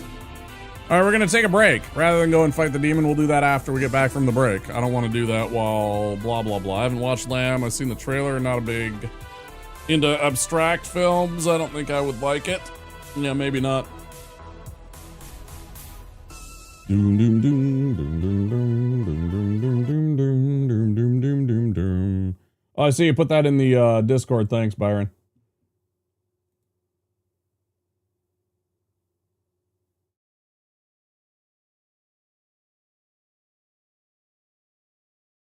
Perfect. Yep. Video share. See it. Noted. Dylan! You son of a bitch. You son of a bitch. Indeed. I'll be back soon, guys. Until then, stupid commercials and fake PSAs from G.I. Joe. Let me click the goddamn play button. What do you want? See you soon, guys. Something that you really got to have, like hot dogs. From AM/PM with mustard on the bun. 2 hot dogs, just 89 cents. AM/PM is the one. Say it, hot dogs, hot dogs. Oh, say it one more time. When you buy the dogs, get a 12-ounce Coke for just a one more dime. So when you get that special taste, remember AM/PM is the place. You want it? We got it. AM/PM Mini Markets.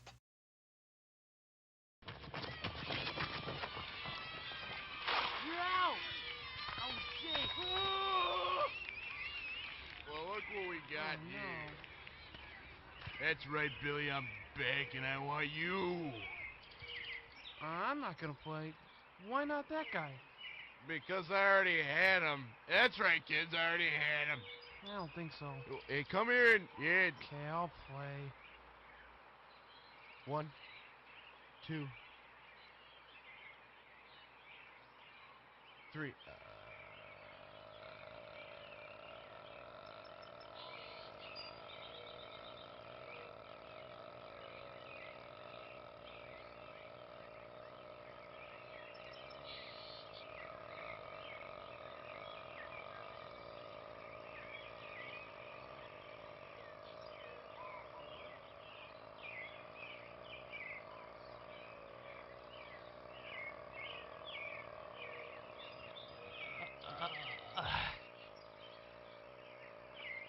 Okay, you won.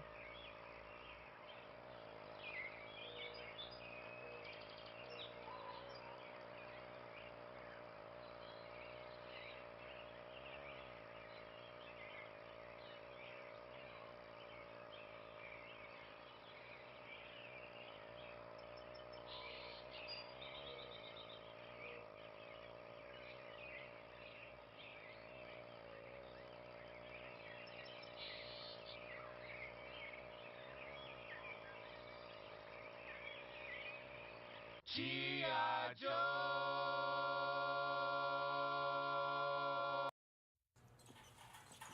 Hello, Mrs. Jensen. You don't have any Snickers in your shopping cart. The neighborhood kids love Snickers on Halloween. Let me help you. Oh, I'm only helping. Snickers. we're definitely going to her house. Shh. This Halloween, nothing satisfies like Snickers. 新しい冒険が今始まろうとしている。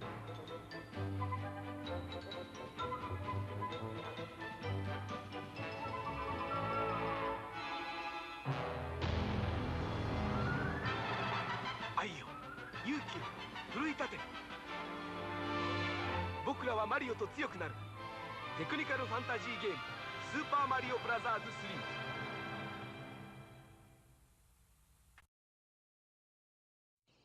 That's one there's a penis pump. That's no Wait fair! up, You're wait no up. Holy cow, I'm totally going so fast. Oh, fuck! Punk. Oh my god, I don't know what to do. What do we Hey, do? what the fuck are you kids doing on my fucking lawn? And don't look at me when I'm fucking talking to you. Help Get me, that kid off help. my eyes, you little wankers. Alright, give him the stick. Don't give him the stick! Do you know my dad? Oh, G.I. Joe!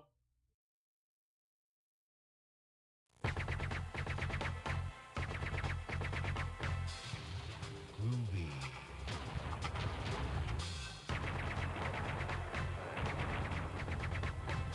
Come get some.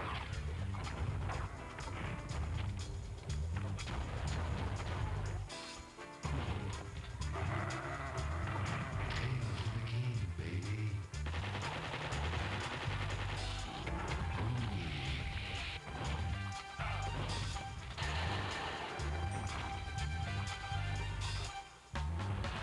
Who's the one-man wall who loves the chicks and knows the score? You got that right.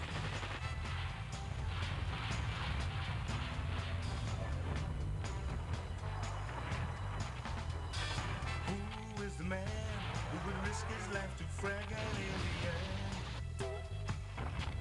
Can you dig it?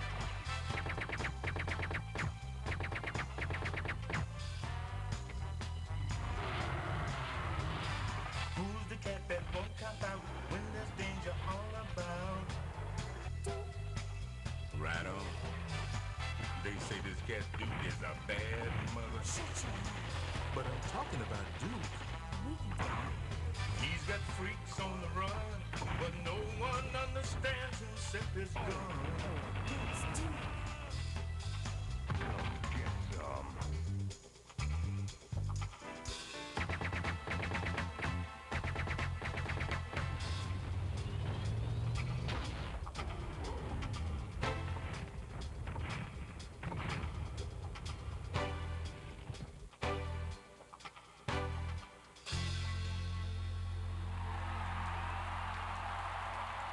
Hail to the king, baby.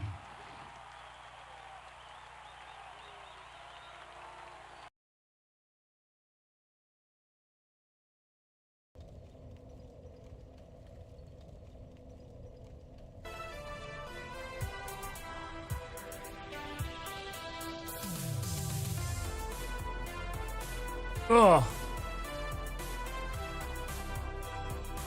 Ooh. Oh.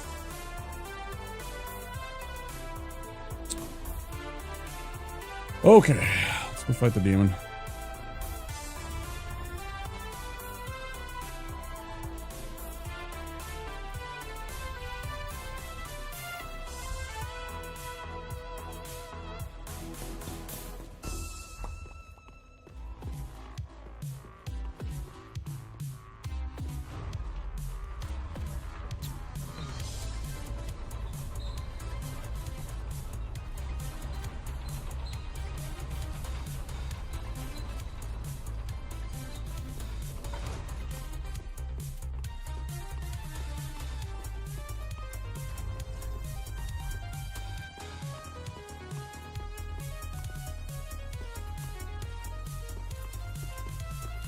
Go get our hat first, our dust crown. I almost forgot. There's no reason not to go in there with extra damage. An extra 8 or 10% or whatever it is damage. Wizard's hat, cool.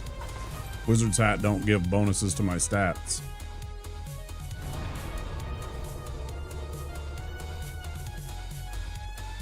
Most fighting games are just not good for movies. Mortal Kombat was terrible. I haven't seen the newer one. The original Mortal Kombat movies, Mortal Kombat and Annihilation, were some of the worst movies to come out of the 90s. Some of the worst. They are undeniably bad films. And not like good bad films. They're just bad. They got some memorable lines, I guess, but, you know, they were not good.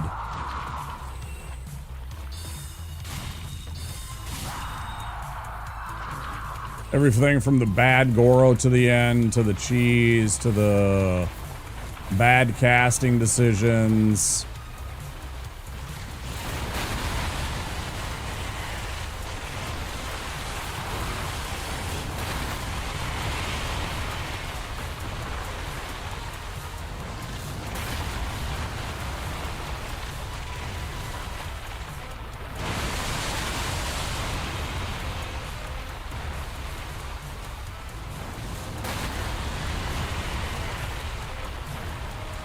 It's a real shame, Byron, because it's not a good movie.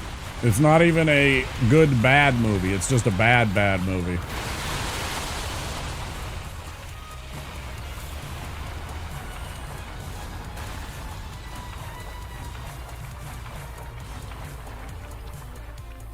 That's mostly because they had a few really good actors.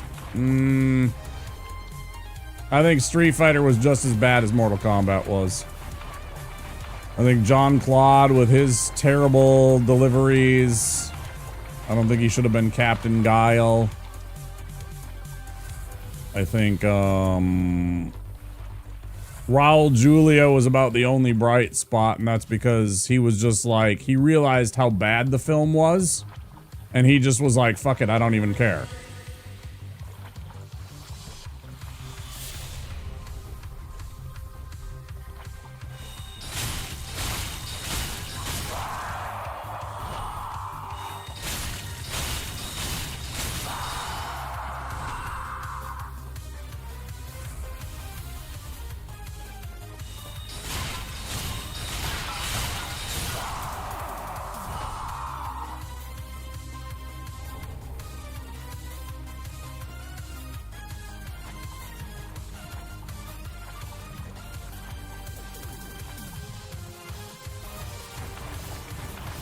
Like, aside from Raul Julia, name one good acting performance in that film.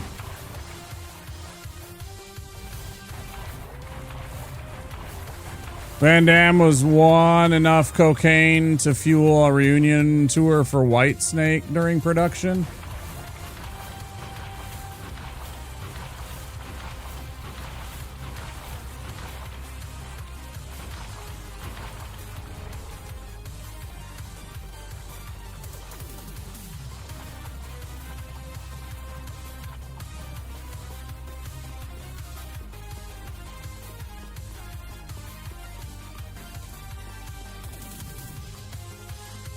I assume you meant on enough cocaine.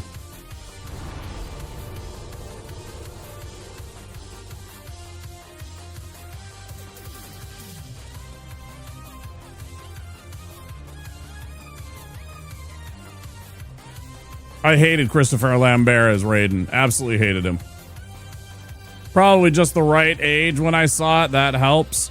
Absolutely atrocious choice for Raiden. And I am a huge Highlander fan. I've watched Fortress. Like, I have seen bad and good Christopher Lambert films. He was absolutely atrocious as Raiden. That is not what I want out of Raiden. I don't know. No.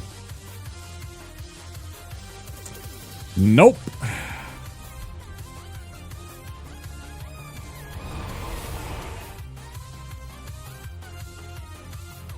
Love-hate with Highlander. The first Highlander film is good. The first Highlander film is a fine film. Everything after that was kind of trash. Not kind of trash, it was trash, including Endgame. Including the one with Duncan, where they kind of tried to fix everything because they also fucked up everything else by putting in Endgame, right? So it was kind of like that one where, sorry, but it actually kind of makes it worse.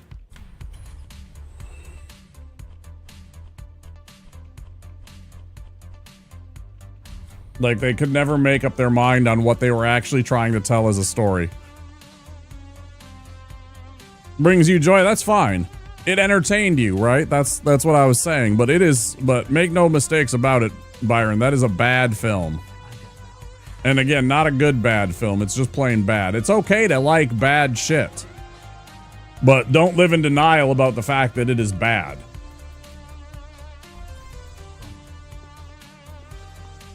Is all I ask. Just don't try and sit there and defend something that is just very obviously bad and not in good ways. That's okay.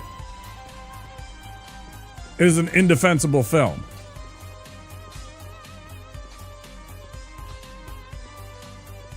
Katakuri's? I don't know if I've seen I don't know if I've seen that. I am willing to say no, I have not seen that. You love the set design. And I get that. You're in advertising and stuff like that. That kind of makes sense a bit, I guess. You like it from an aesthetic point of view. That's fine. I didn't. I thought they were terrible. Mostly because everything I looked at was mostly CGI. And I'm just like, ugh. Like, none of it was actually a real set. So I was just like, oh my god. I don't care that it looked like the video game if it's CGI and I can tell that the actor's just literally in front of a green screen. Just doesn't do it for me. And it's a whole thing.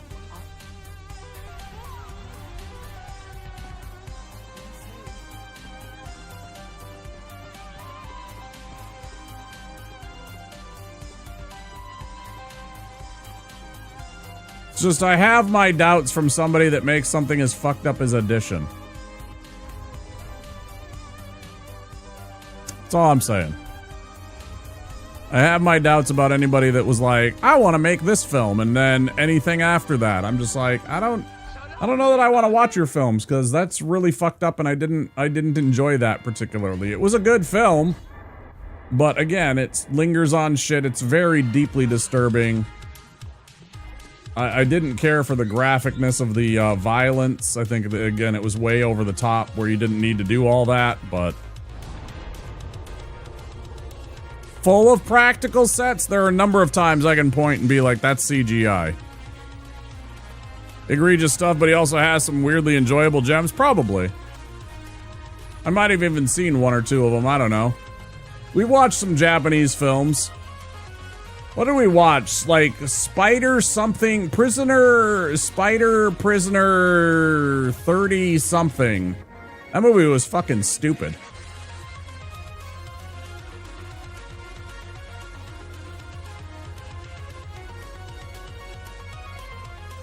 And some of the haunted house films that we've seen, not including like stuff like Ringu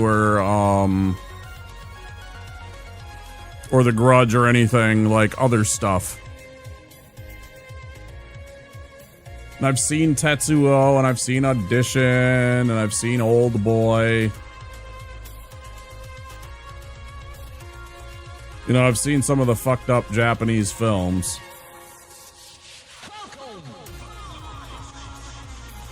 I love Mr. Vampire. I saw that years and years and years ago. That's a hilarious film. Stupid as fuck. Yeah, there's more than one Mr. Vampire film. A friend of mine, when we were first starting in Feng Shui, which I have down there, there's a martial arts RPG called Feng Shui, and I have it down there. And he showed us those films as part of our education on, you know, what kind of stuff. What am I doing next, guys? What am I doing next? Am I going and fighting Tree Sack, I suppose?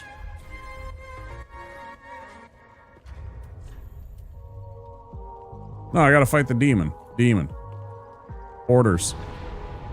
Yeah, I liked Mr. Vampire, but again, it's kind of a dumb film. I mean, it's literally just hopping vampires and, you know, I mean, it's wuxia. It's fine. It's classic, you know, Hong Kong cinema. I think there's 2 or 3 of those Mr. Vampire movies.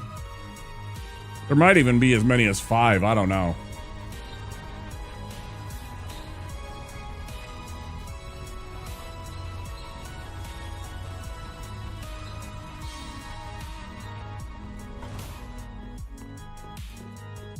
You know, it's all based around that whole idea that the vampires they have are immortal.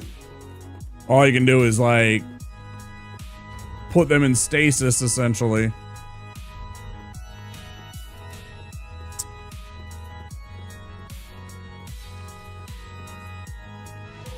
Yeah.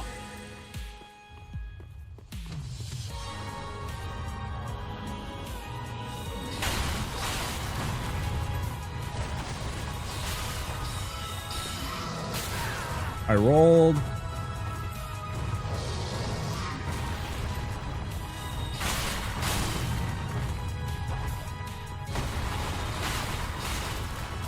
Not what I wanted to do. That's kind of bad.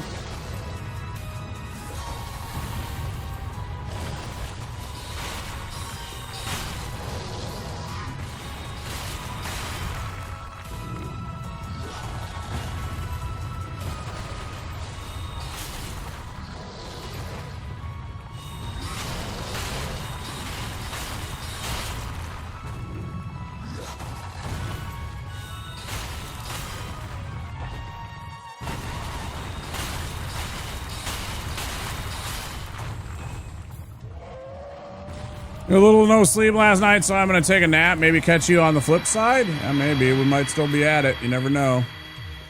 Thanks for stopping in, Byron.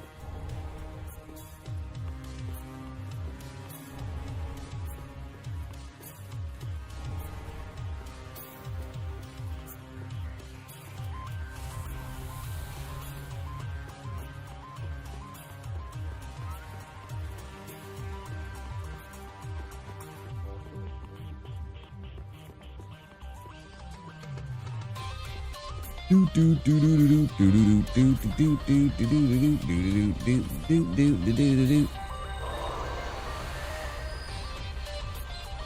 yeah, I remember you saying you were working late on shit last night.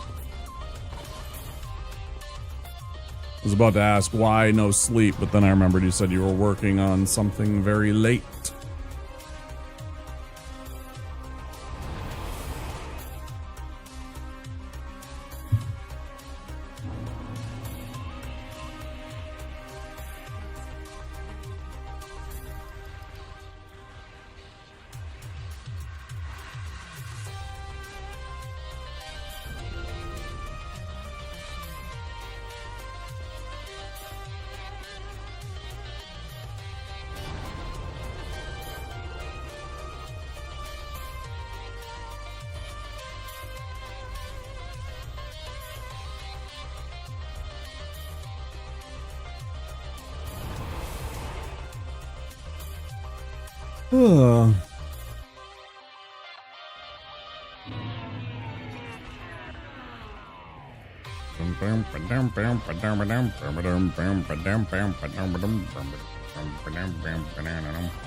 Oh, that was a mistake.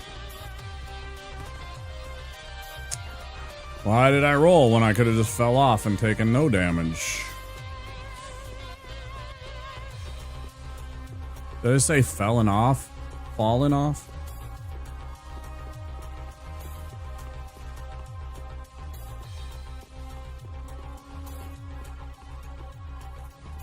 Riri uses the best words.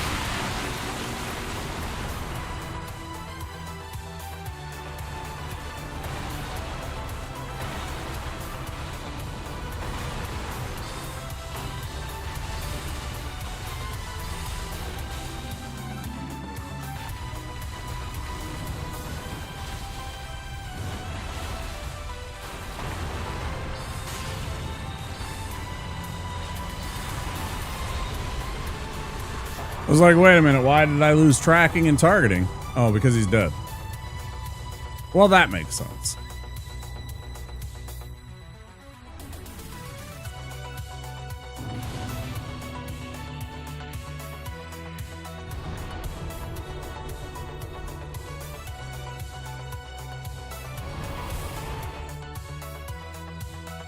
Thanks.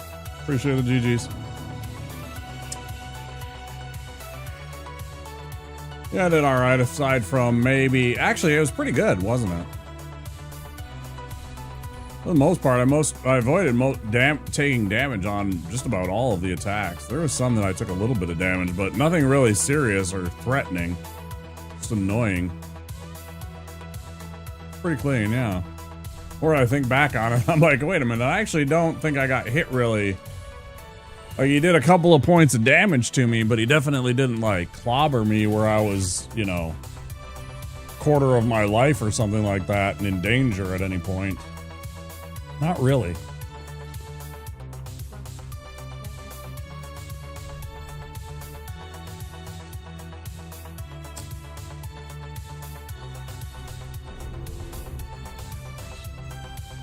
All right.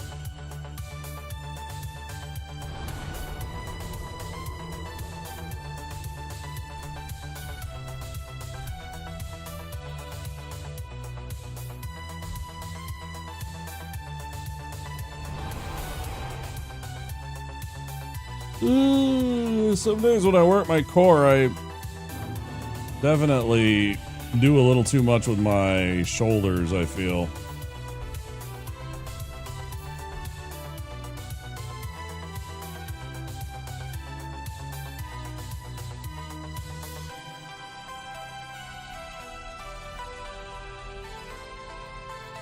Shoulders are particularly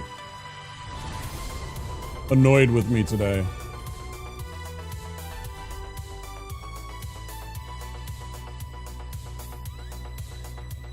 Ugh! See? Can't even stop yawning. That is literally just a yawn factory.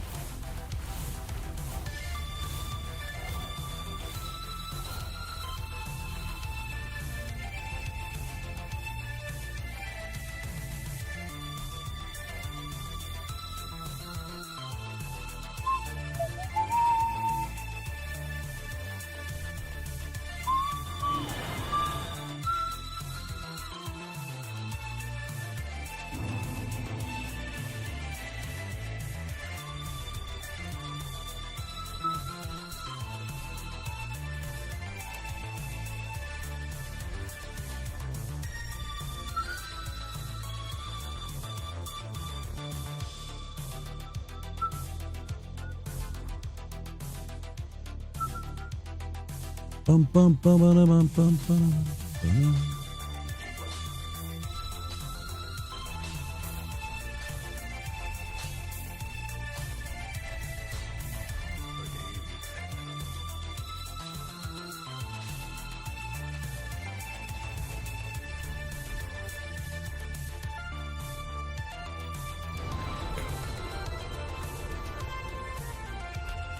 I wish I understood it. I wish I had a better answer.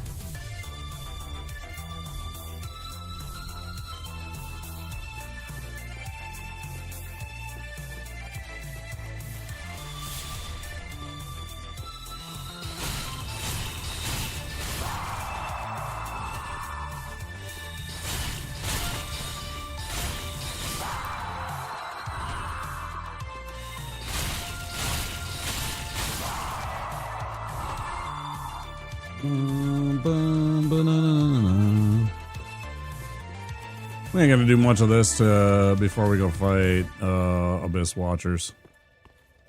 Maybe just get this level out of the way. We already got the, what do you call it? Hidden Blessing. And everything else is set up. We got the right gear. Obviously we'll go stealth mode on the way there and all that good stuff, but yeah.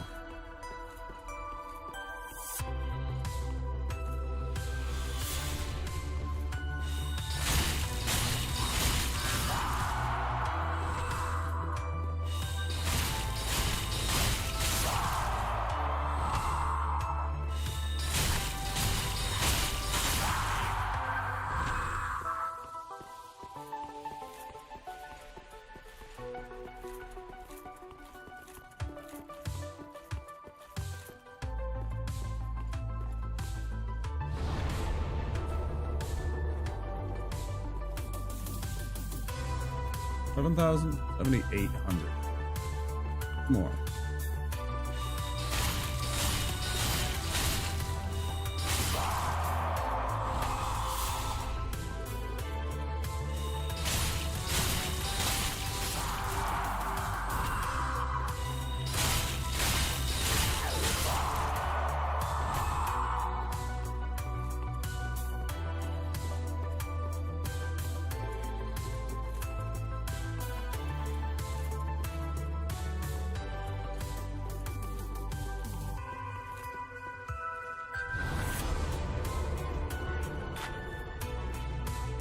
I would like a deep run today.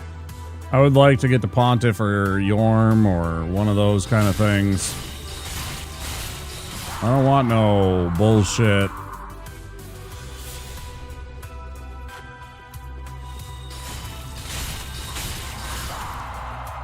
You know, Crystal Sage or losing here to Abyss Watchers. I don't want any of that.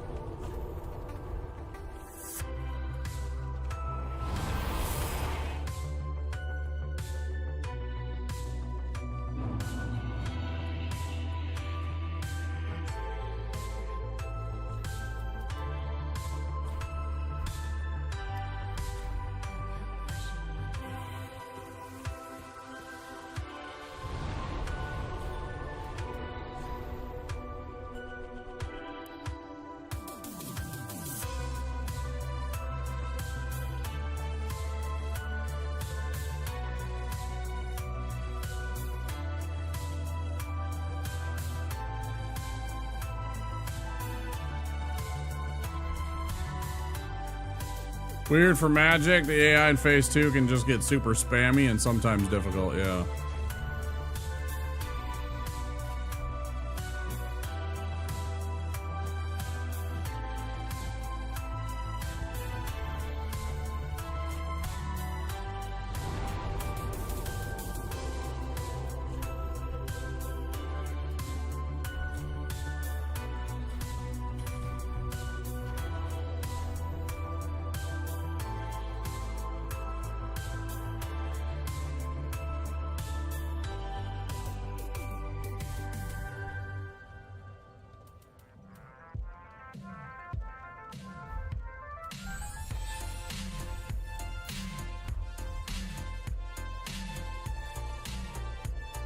Okay, let's do it.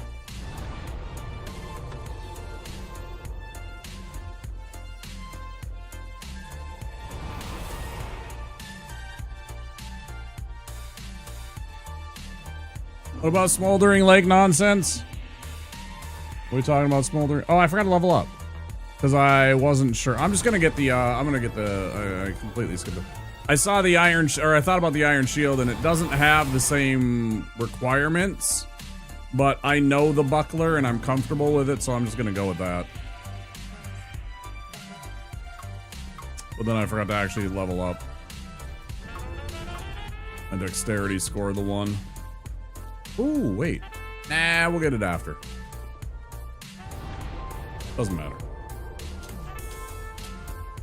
He has the heavy gem, but as soon as I beat Abyss Watchers, he'll also give me the Farron ring, so I'll wait until I get the Abyss Watchers put to bed before we go and do that. All right, get the sneaky ring on. We got that ring on. I think the rest is good. Okay.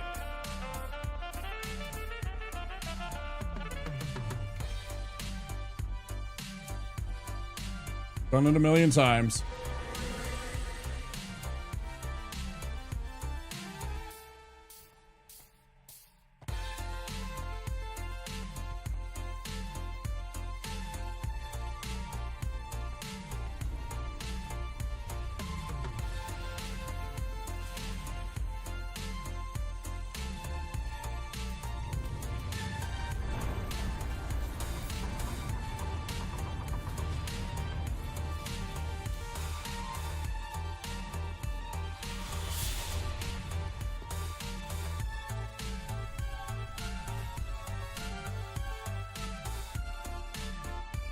Oh, yeah. That would be nice.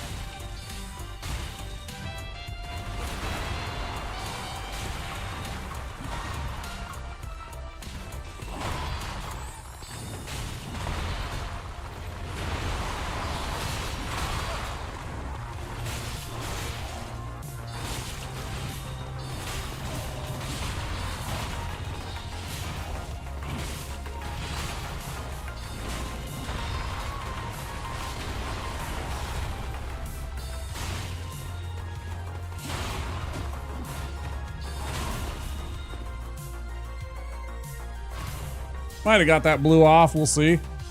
That'd be nice. Good, we did. Do that too.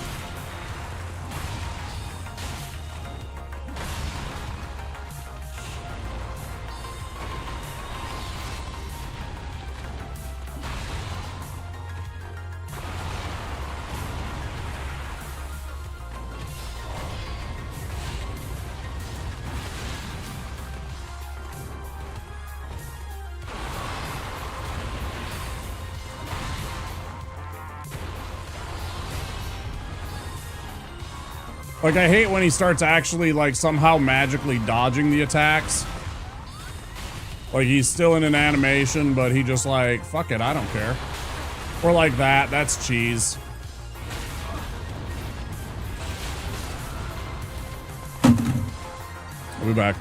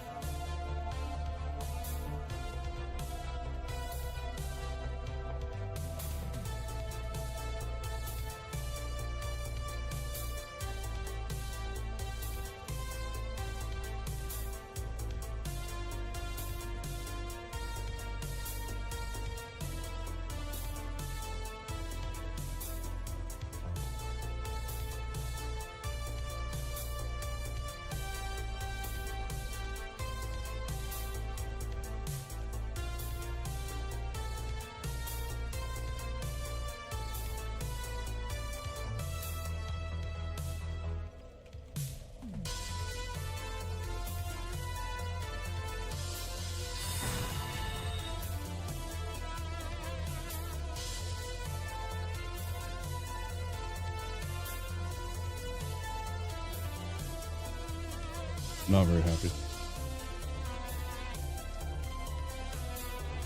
I don't really want to start again. I'm sort of torn. I don't really want to fire it up again because it's already 3 hours into stream.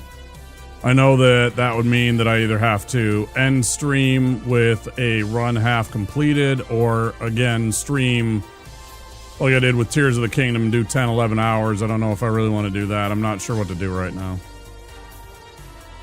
I don't really want to switch games either, but obviously I don't want to end stream. I'm fucking tired of this.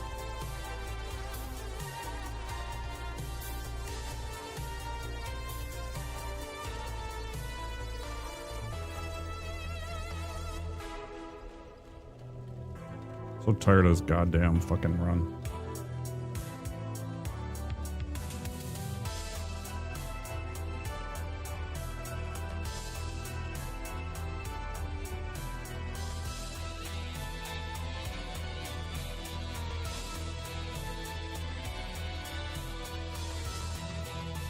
Yeah, like I just said, I don't really want to do that right now.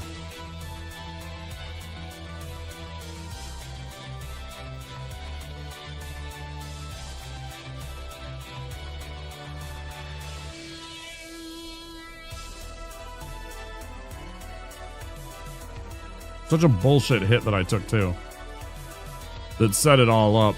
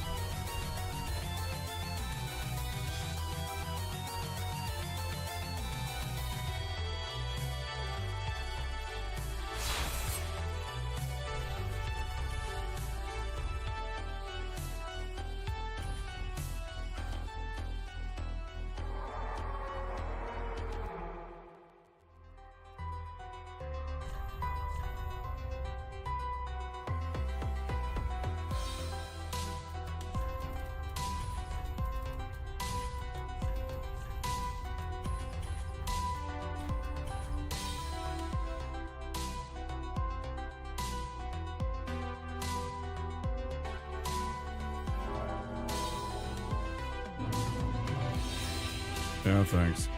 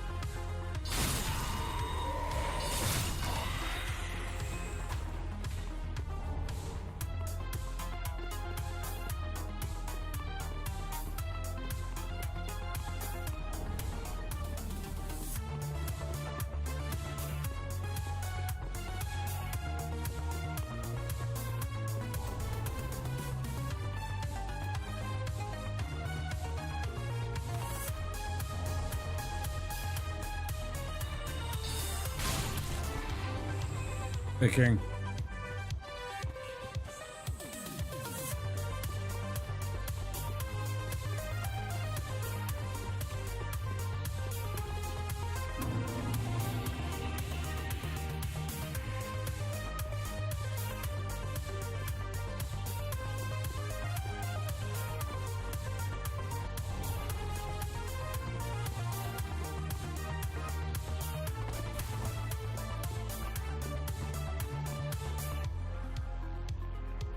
No, not nice.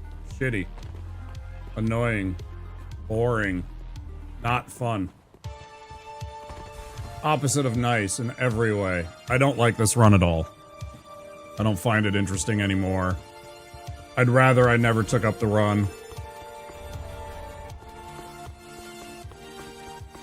I mean, a large part of that is I don't make a goddamn cent most nights that I do this.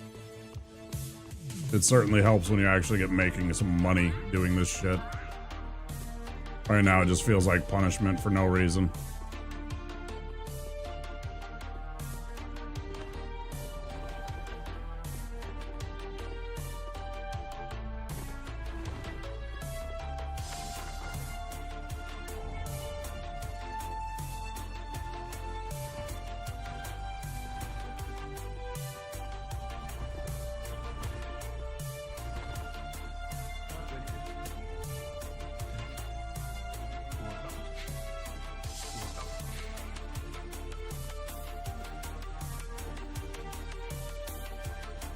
Appreciate you being here, though.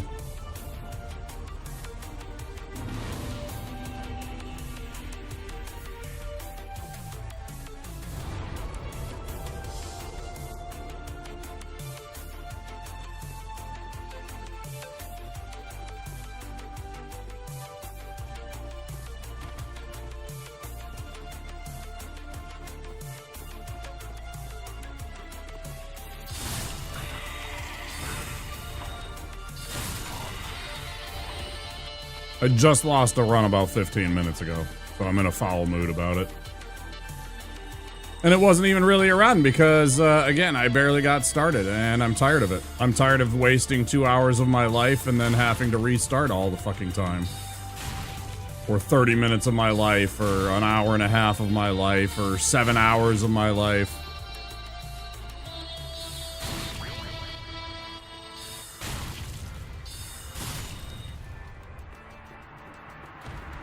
Suck some of the joy out of it.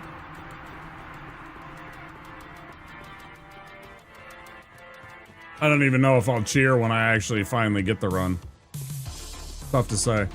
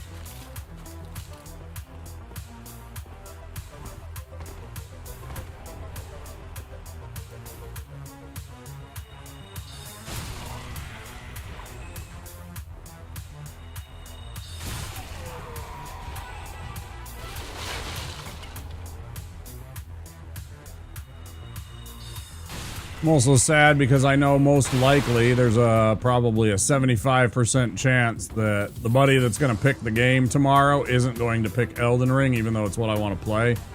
So whatever experience I have tonight is going to be the last experience I have with Souls for at least a few days, and just...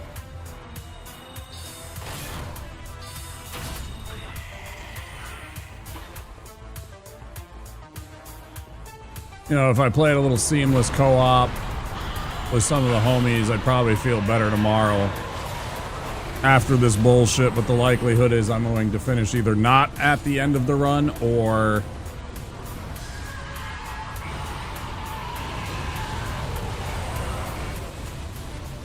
just as likely I'm going to die an hour or so in, 2 hours in, and be frustrated and switch games and know that I didn't get the run. That's the harsh reality of it.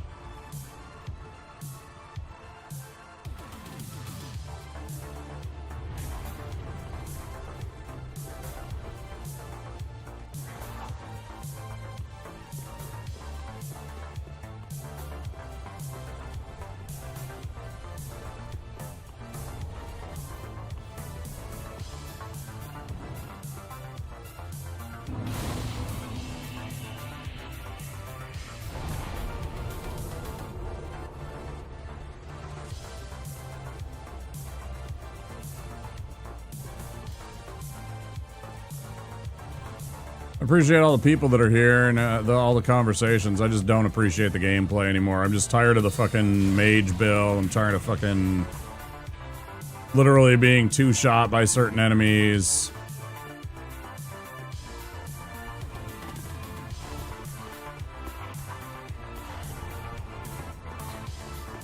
Having to fight certain enemies in the worst possible ways.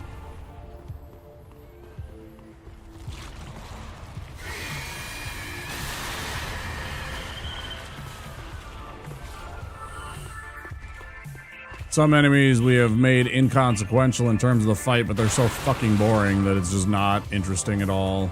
Like, you know, the Wolnir fight. Boring as fuck. It's literally me standing there casting a spell for 3 or 4 minutes.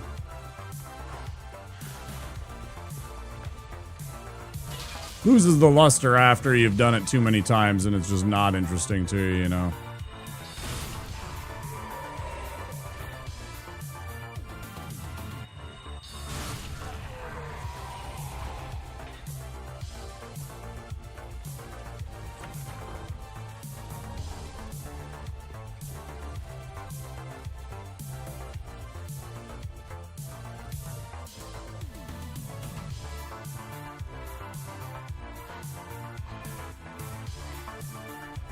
I knew you were gonna be a fucking cheat.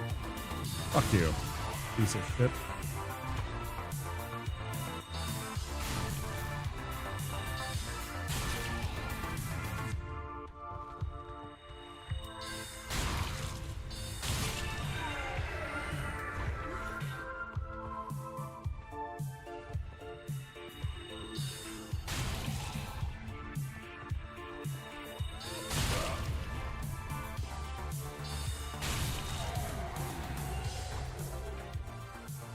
Here come ads.